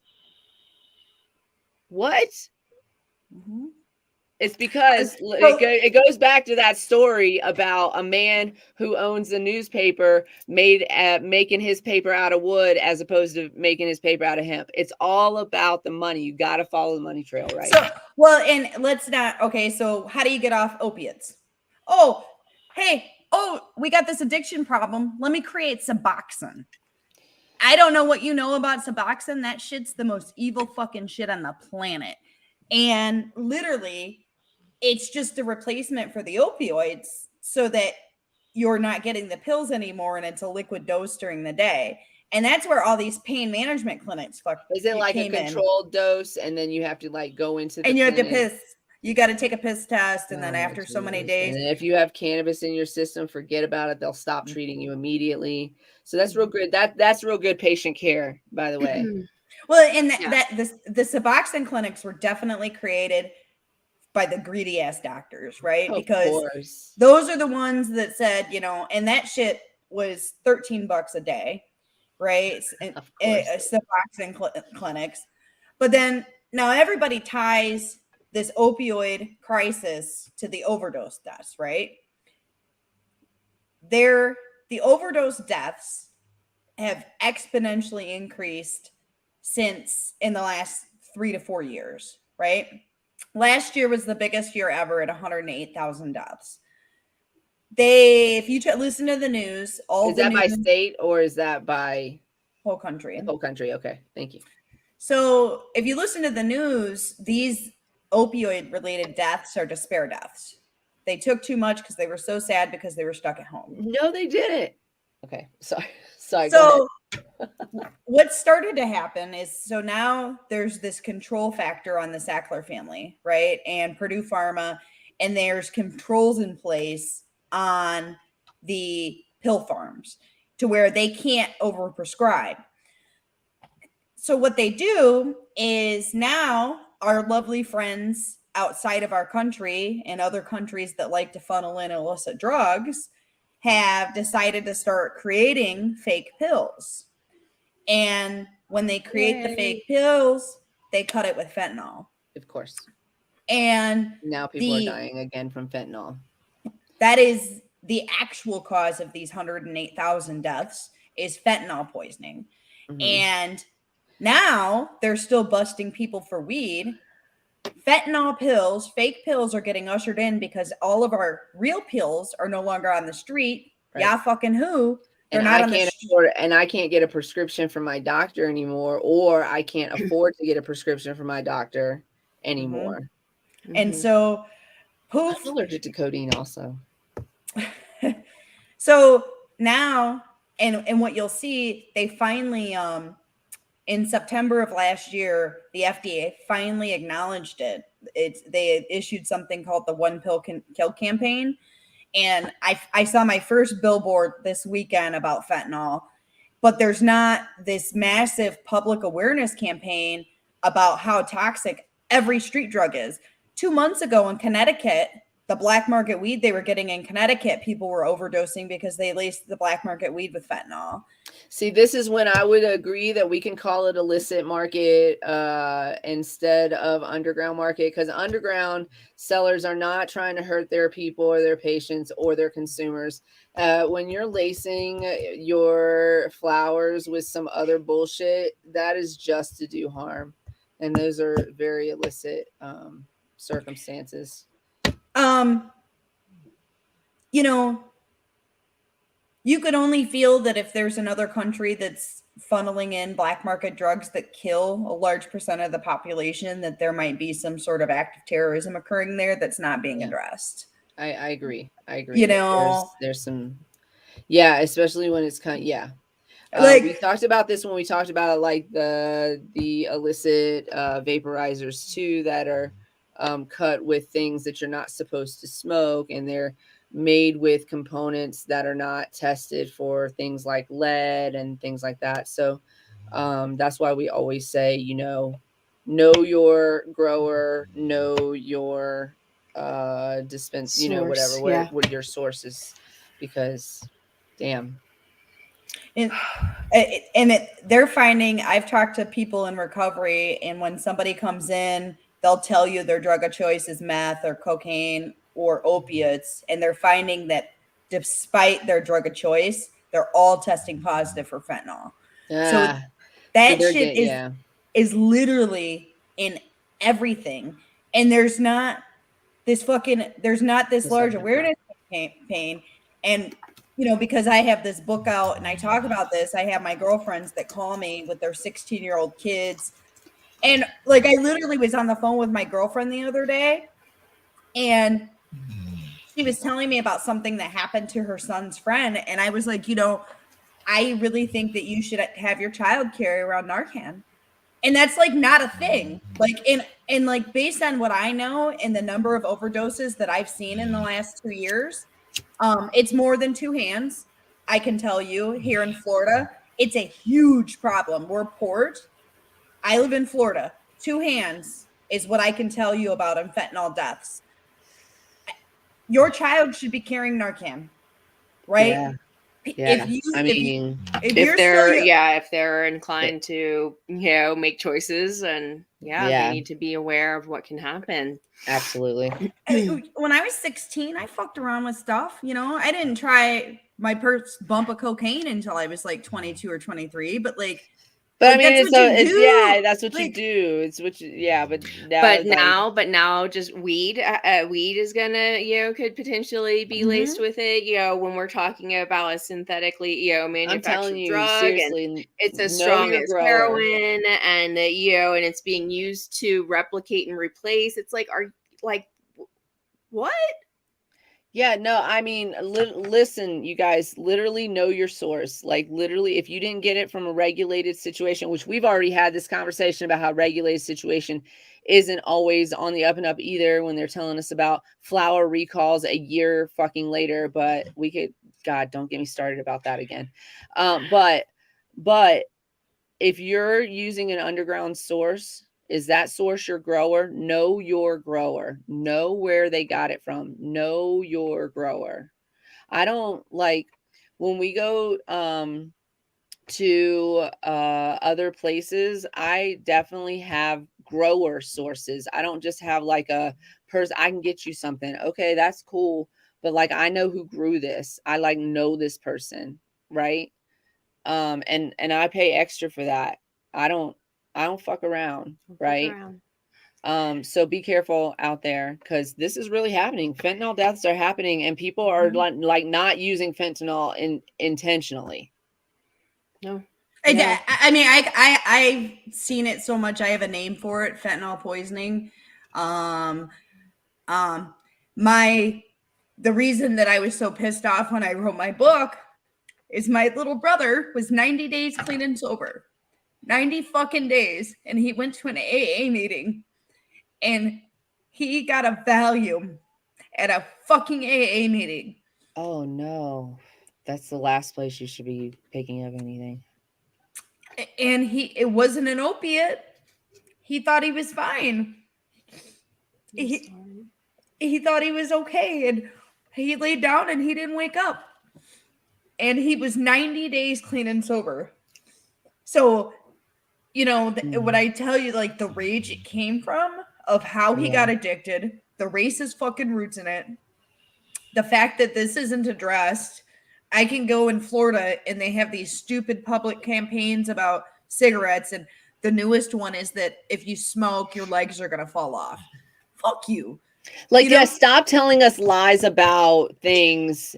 Like the part of my theory about drug addiction too is because, like, the first time you ever smoke any cannabis at all, like the first time you smoke cannabis, it doesn't do any of the things that the government said that it would do, right? And so if they're lying about that, then they must be lying about these other things. But in fact, some of these other things are like so much more harmful, but you lied to us about the safe thing.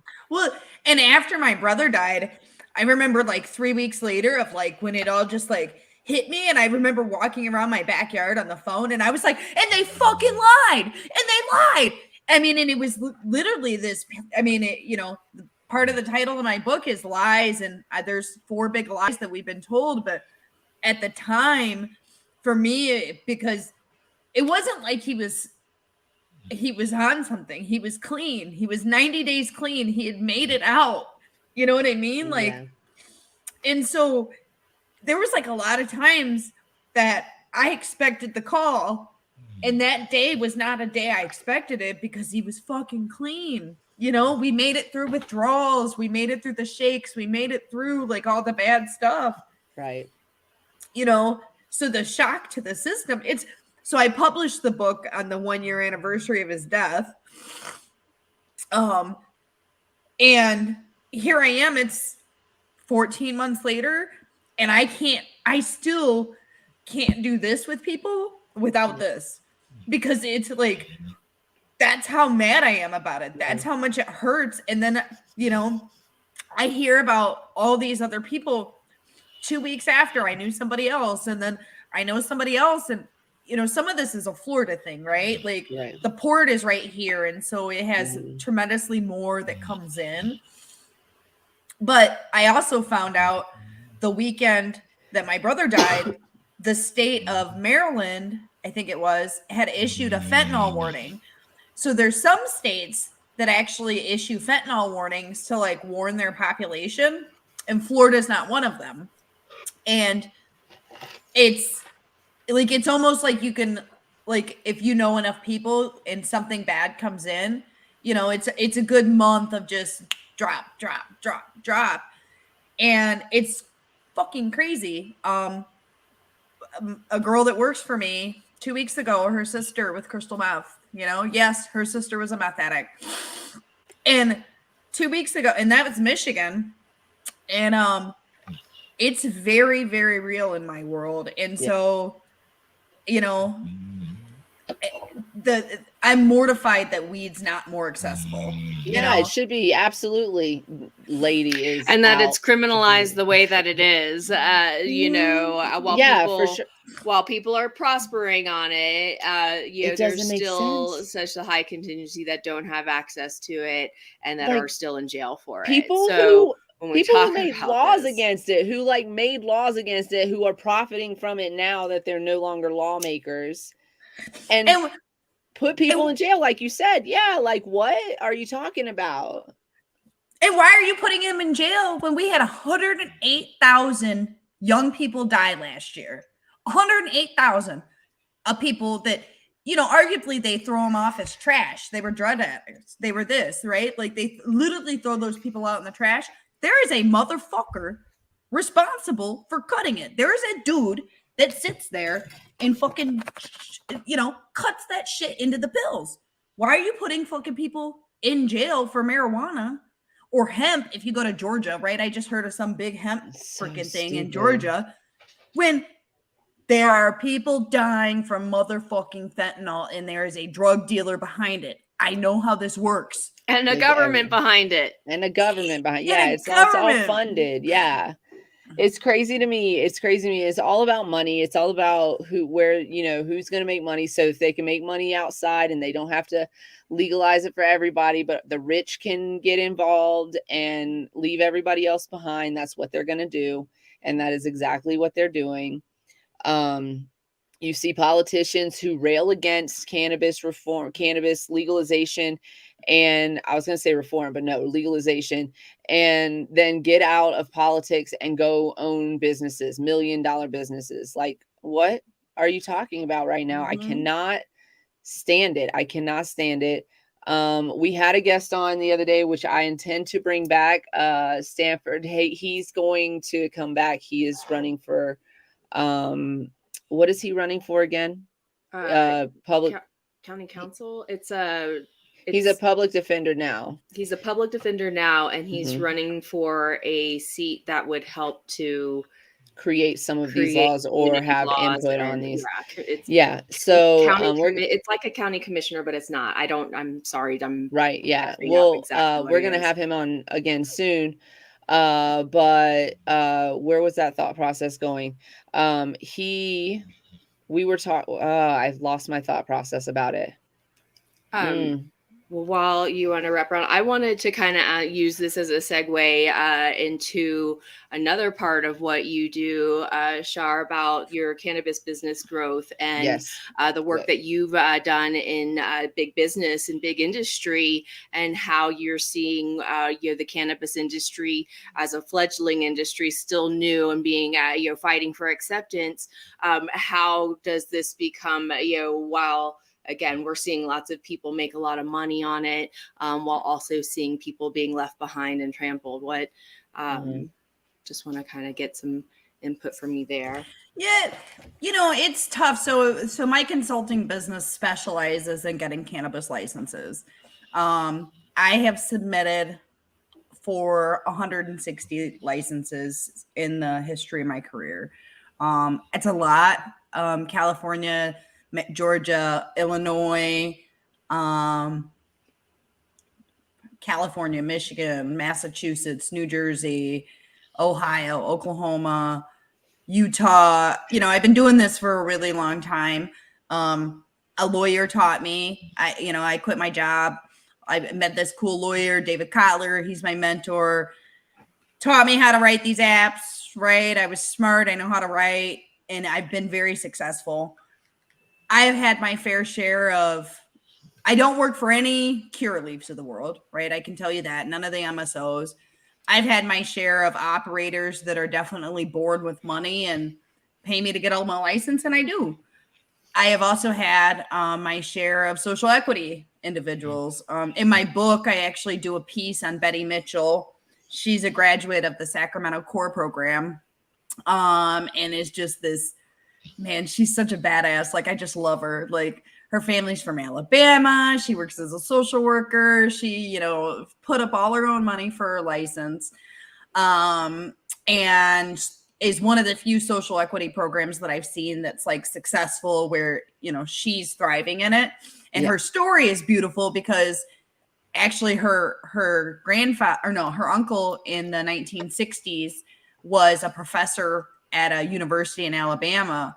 And he found a way then to extract the cannabis oil and turn it into something that's water soluble, and would take it and put it in jars and pass it out to homeless people for pain management.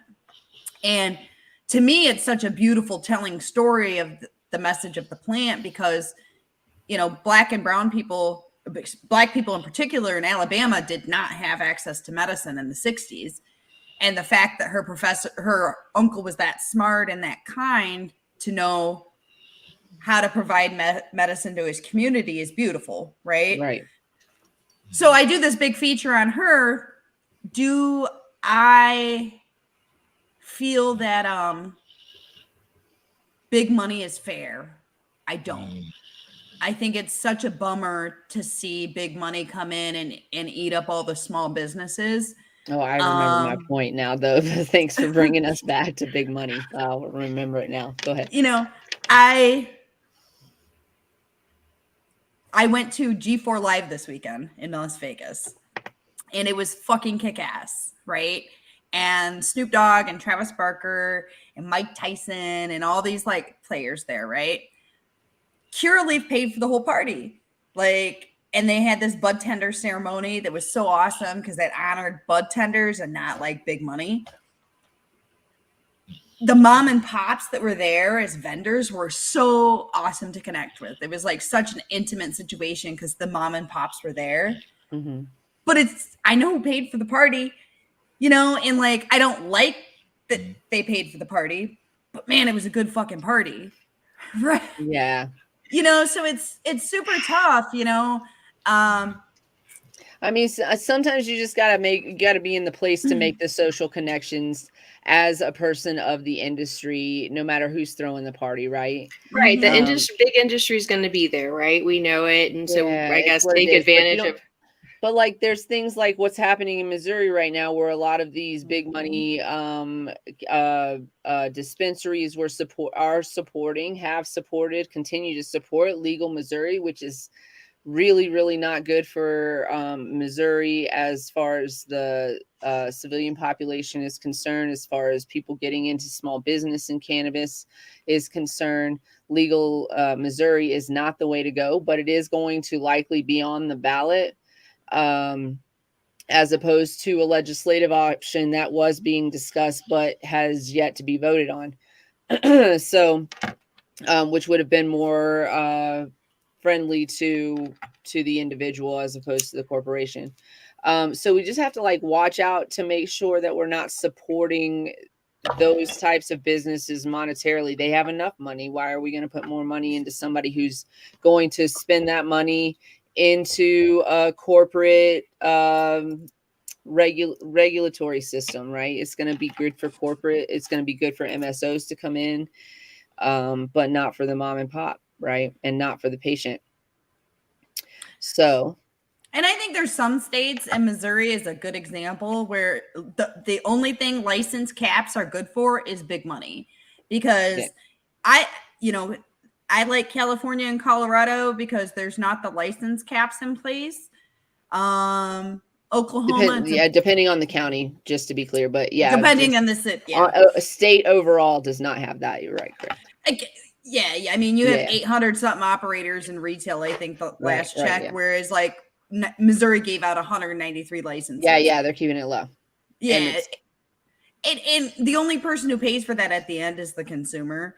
And so I think states with these license caps, it doesn't make any sense. Mom and dad mom and pops can't get in. The big money comes in to buy their way to the top. Missouri was an example of how corrupt that system was with the scoring. With their medical. Yeah. Well, yeah. We know a lot of people who applied for licenses that met every checkbox for social equity, and not a single one of them got picked up for a license, which is absolutely asinine and insane. And this new proposal that's going to be on the ballot is not going to do anything to help Missouri. That's for certain. Yep.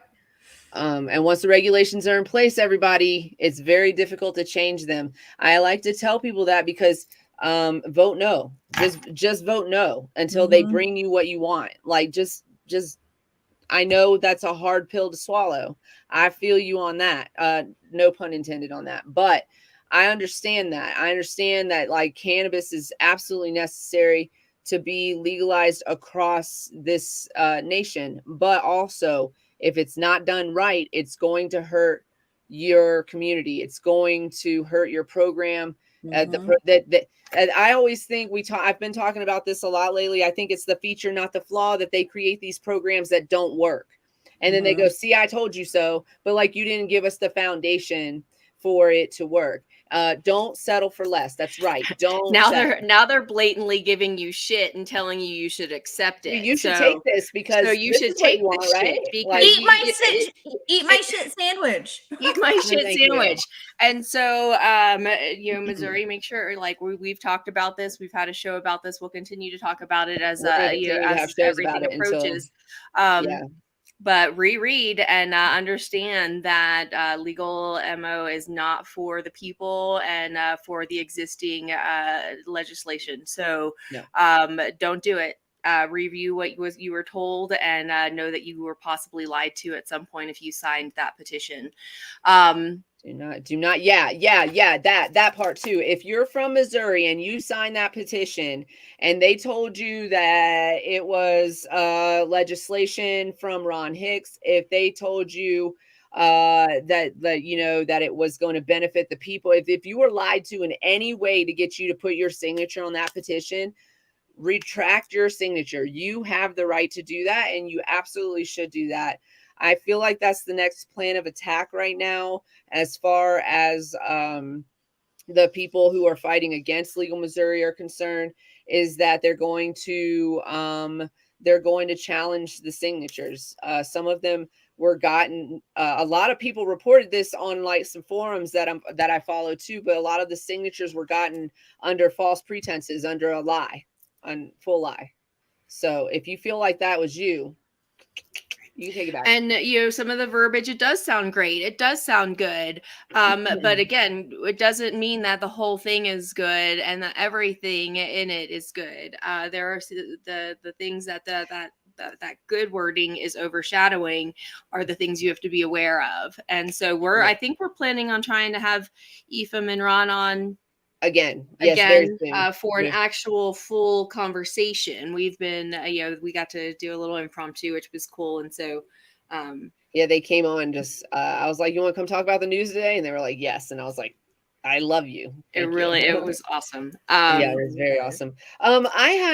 So I don't know how you feel about social equity programs, but I have I'm a double-edged sword about it, right? Because I'm like, we shouldn't need social equity programs, but in fact, we do need them, because the system doesn't work that way, where we just where equality happens just by itself. Yeah, we have to force equality. It's so crazy to me.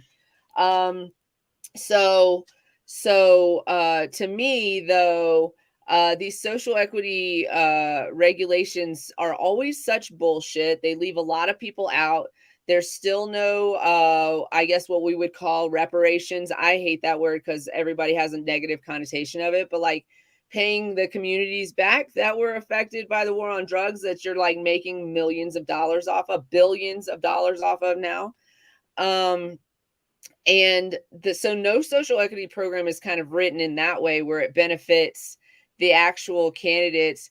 Colorado has this bullshit about how you have to license with somebody with an existing facility, which is a majority white male owned industry. So I don't know. For me, it's such a sticky thing. I hate reading them and I hate hearing about them. What's your take on that? What do you think? You know what? Not everybody is meant to own a business. Right? That's true. Right? All of it's written as a game. Mm-hmm. The white guy always finds a way to game it. I have seen plenty games. Let's take Illinois, right? The first 75 licenses.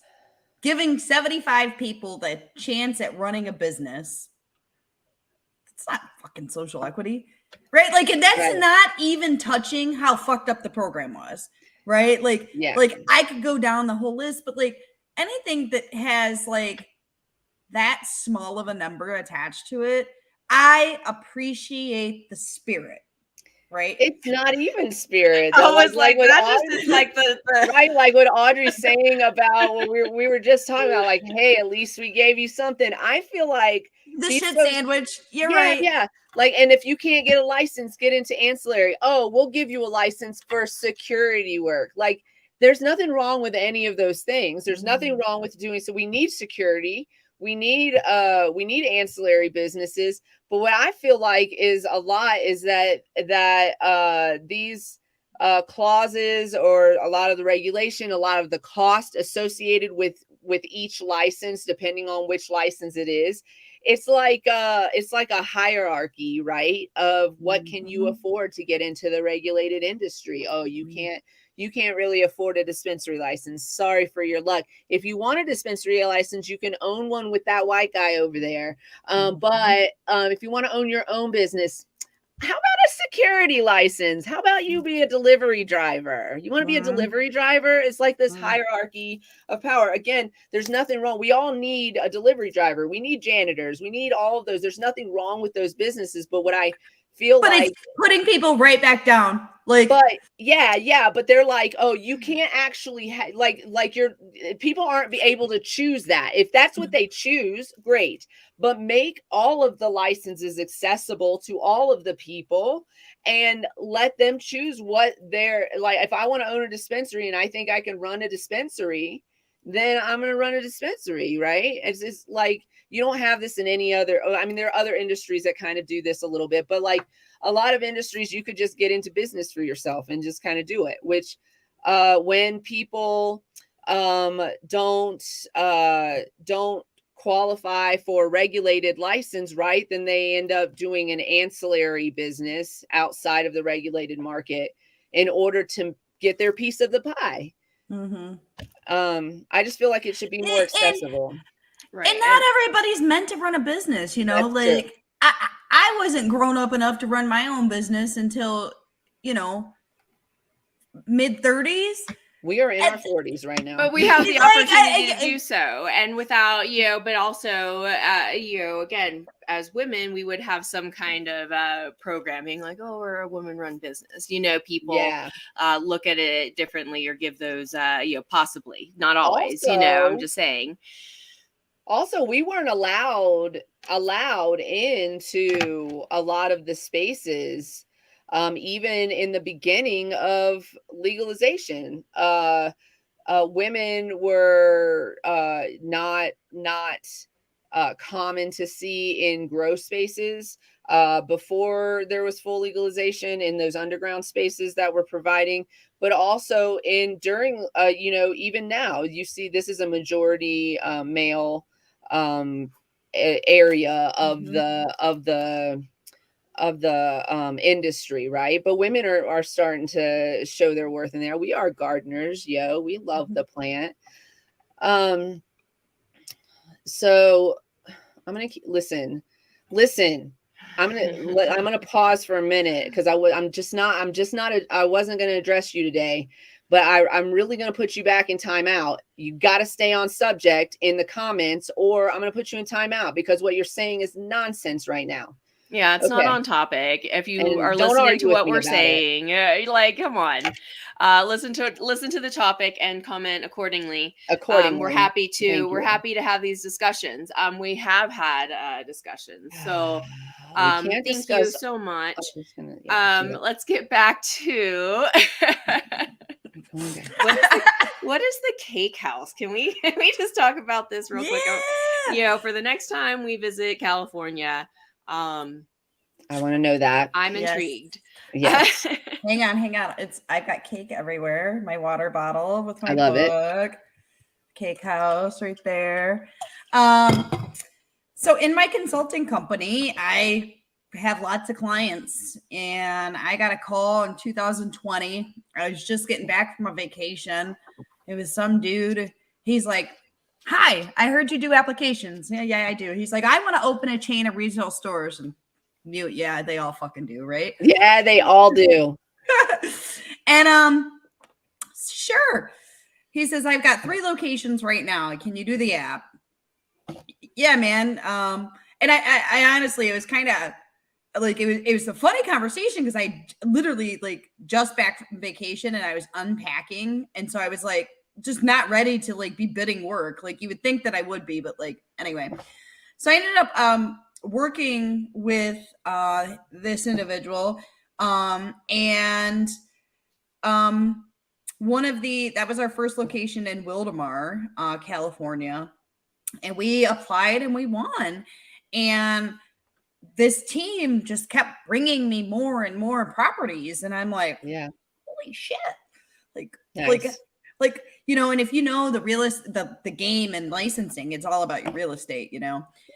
And so I started working with them, and that became the cake house. In May of last year, I was asked to join their team as the chief operating officer. Nice. It's incredible. Less than 10% of women are in the C-suite. And I am. We went from 0 stores to 4 stores now. We've gone from 0 to 4 in less than 12 months. So we have a store in Wildomar, Vista, Malibu, and Needles, California. Nice. 3 of those were by acquisition. And so where we bought it, came in, took the license over, remodeled it, and rebranded it. And then one of them, which was the Wildomar store, was a brand new build.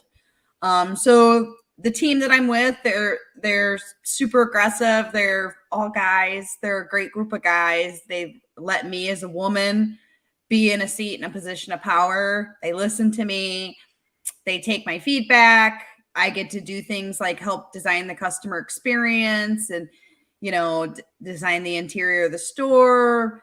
I make a lot of the big decisions in terms of the bigger things of I come from the corporate world. So it's the processes, it's the future of our accounting, do our point of sale roll up. I have a badass buyer who's also a chick, and she's from California. Her name's Gina. Like, she's not on social media or anywhere. She is out there and she gets us like badass deals on tons of products, and our stores are pretty decent size. So if you go check out our menu, we've got everything: Jeter, Jungle Boys, Stizzy, Noble Trees, Hollow Tips, Miss Grass, which is female owned, HGVC, which is veteran owned. And we just have this crazy, amazing assortment, but we get really good pricing because we have 4 stores. And so we have the buying power. And I have this badass buyer, Gina, who she actually used to work at liquor stores. So she's used to negotiating, came over from there. And then our stores are meant to be like super fun. They're not meant to be hip hop. They're meant to be just a place where I would describe as you want grandma to come in. Yeah. I don't want grandma to feel intimidated about coming to our stores. Right. So it's a little place for everybody. It's a place for everybody, and it's fun. Like, we have all these stupid jokes. It's like, we're caking over. That's cake. That's got cake. I love it. And so where can we find your book? My book is available on Amazon, Barnes and Noble, but Amazon's, I guess, the unfortunate go-to. Last week I published the audio version finally. So if you're not a reader, the audio version is available. It's on Audible. And then that's on Audible and anywhere you get your audio books. And then I've actually discounted the ebook to 99 cents. Originally I had just done it for the conference last weekend. And for me, the message of the book is really important. And I've made the decision that long term, I'm just going to keep it at 99 cents because you don't write a book to make money. You write a book because you have something to say. Oh, tell that to the people writing books for college. $200 taxi over there. Right? I ain't that girl. I know, me neither. Awesome. And so well, let us know if you do put that up on your personal website too, because we definitely would rather send them to you than to Amazon. But right now, Amazon is the place to go, and she's on Audible as well, or wherever you get your audiobooks. Thank you very much for coming on today. I think we're going to start wrapping up the show. I want to let everybody know that the show is brought to you today and every day by Queen Kitty Seltzer. Queen Kitty Seltzer, no sugar, no THC, 10 milligrams of CBD, and no vegans were harmed in the process of making the drink. Comes in 3 different flavors: bubblegum, lemon kiss, and we have a plain flavor that we are going to rename on the next round. It's going to be called Nearly Naked. You can find all of our social media links right now, solo.to/Queen Kitty Seltzer. We are working on retail distribution, and we do offer wholesale. So please reach out and get in touch with us. Very delicious. No yak in the back. Hashtag pop this kitty. Woo, woo. We also have CQ LLC, Cannabis Consulting and Education, www.cq-llc.com. Customer service, cqllc@gmail.com or 970-426-5985 to reach out to us. We would be happy to come in, help you with some consulting or educate your staff, whichever is more your necessity. We were recently approved as of this year for responsible vendor training in the state of Colorado. It is a requirement for delivery drivers and hospitality workers in the cannabis industry. So if you do need your staff trained on responsible vendor training, give us a call, 970-426-5985.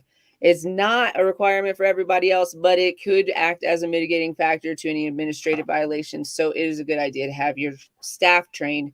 970-426-5985 is where you can reach us. Let's see. Did I create a new King Palm code? No, I have not. I promise I'll have one by Wednesday. I know I keep saying that, but I promise. I just said it out loud. I'll put it on my list. It's going to be there. Follow us here on the Cannabis Closet on all of our platforms, solo.to/cannabiscloset420. You can reach out to us, cannabiscloset420@gmail.com. You can come hang out with us on Discord. All of those links are in that solo link. And catch us later if you couldn't catch us now, or if you got a friend you want to share this show with. We are on Spotify, Apple Podcasts, Google Podcasts, wherever you get your podcast from. Thank you guys for joining us today. Well, did I? Well, we didn't do our history month. Oh, we didn't do our history month. I don't want to leave without doing that. Let's do it. Let's do it. Because we didn't get to do it the past couple times. So May is in fact Asian American and Pacific Islander month. I don't know if it's awareness month, but being that most of the history or experience that's associated is based in discrimination and microaggressions. But when we think about the assumptions about what who Asian people are and what they can do, people kind of peg them into the science, technology, engineering, math, and martial arts fields. Though that is also always not the same. Or whatever. Anyway, that's a positive stigma that is also not always true, because it could have negative connotations for the individual who is assumed to be all of those things based on their appearance. So I have found an ideas.ted.com article, and it does highlight 8 Asian American and Pacific Islanders whose breakthroughs have changed the world as we know it. Nice. So we have Peter Tsai, PhD. He is a Taiwanese American materials scientist, and he developed the N95 respirator. Thank you, sir. Thank you, that sir. was very, very important recently. Yes. So he invented operations and shit too, you guys. Yes. So it was originally, it was invented in the 1990s, originally intended for industrial use and for construction, construction, mining, automotive, such. Makes sense. Because of the occupational health and safety hazards. So, at the time, masks filters particles mechanically by trapping them in fibers, but Dr. Tsai and his research team at the University of Tennessee developed the material with electrostatically charged fibers that pull the particles in. The N95 respirator proved to be 10 times more efficient than other masks, putting its filtering capacity at 95% without making it harder to breathe while wearing one. Yeah. I feel like these were like super important during rescue efforts, like during 9/11. And in spaces like that where there's like a lot of dust, and those masks are super, super important. The mining, mining collapses and incidents, and recently for COVID. In 2020, when the respirators were in short supply, Dr. Tsai came out of retirement to study the best way to sanitize and reuse them. I love this man. Can we save this article and just do like one? So that was, and then we can use this for our other. Would love that. Dates. So, because that's really like, I don't want to overshadow that, because that's so important. Like right now, those masks have been literal lifesavers and now he's figuring out how to clean them and reuse them. That's beautiful. I love it. So it was patented they patented it in 1995, and then a year later, the CDC discovered that the N95 could also block viruses and bacteria. Beautiful. So again, just brought us full circle to where we are now. And, thank you. What was his name again? To save lives, Dr. Peter Tsai, PhD. Dr. Peter Tsai. Thank you, Dr. Peter Tsai. We appreciate you. Thank you, Dr. Peter. Tell us again where we can find you. Me? One more time. Yes. You can find me on Instagram. I'm KKalshar on Instagram. That's my fun dispensary handle. Professionally, I'm on LinkedIn, and so that's my professional place. I have a Facebook page. And I'm always a phone call or an email away. So I really love to chit chat. And so anybody who happens to grab a copy of my book, my favorite thing to do is to talk to people who read it to see how they connected with it. So Okay, I love that. Cool. That's yeah, beautiful. you guys are awesome. We man. talked about doing a book club. Maybe we should. should. Maybe we should put your book on our book club. We should do a book club. I don't even know how to do a book club. If anybody's ever done a book club, please tell me like how that works and what the structure looks like, because we will do one with y'all. We will. I would do a book club with cool people to talk to about the book. Yeah, like, and then we could do we change. So our Wednesday shows are kind of like bantery shows or whatever. They're kind of open to anything. So that could be like one of our segments that we would do on a Wednesday. Absolutely. I love that. Yeah.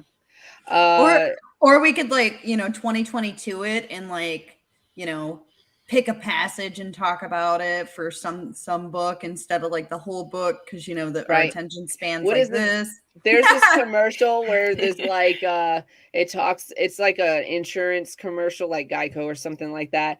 But it's like talking about this woman, like how she's this mom and everything, but then this is her other personality, and like she goes to the book club and has the most to say. She hasn't even read the book, and some stuff like that. It makes me laugh so hard every time. I'm like, that would be so me. I would show up like with opinions about something I had not even read. That's funny. Just, base it off the content. Listen to what everybody else is saying. Yeah. You guys are a ton of fun. Thank you. You've been a lot of fun. As always, everybody, be kind to yourself. Be nice to yourself. Make sure you put your mask on, your N95 mask on before assisting others. Yes. Yeah. Be kind to yourself. Cultivate love, and bring it to you. Yes, and you deserve it. Just like stay lifted. Stay lifted. Stay lifted, everybody. We will see you on Wednesday. I don't have a guest slated yet, but that could change. And going to be working on May's guest list now that I'm home and a little bit rested and able to do that. So we'll have some new guests for you this month and for June. You guys, thanks for hanging out with us today. Thank you so much for coming through and being our guest today and talking about your book. I mean, you're amazing. Thank you. If anybody needs any consulting for licensing, I would just say definitely reach out to Charlena and ask her for her help. And she's going to get you to a successful place by what we've just had today. I believe that fully and heartily. Cannabisbusinessgrowth.com. Is that the best place for those that are looking for application assistance? Cannabisbusinessgrowth.com. And if you guys ever want to get in touch with one of our guests but didn't catch the information on how to get in touch with them, just reach out to us. We will get you connected for sure. Yes. We promise. All right, guys, stay lifted, everybody. We'll see you on Wednesday, 4:20 Mountain Standard Time. As always, we love you. Thanks for hanging out with us today.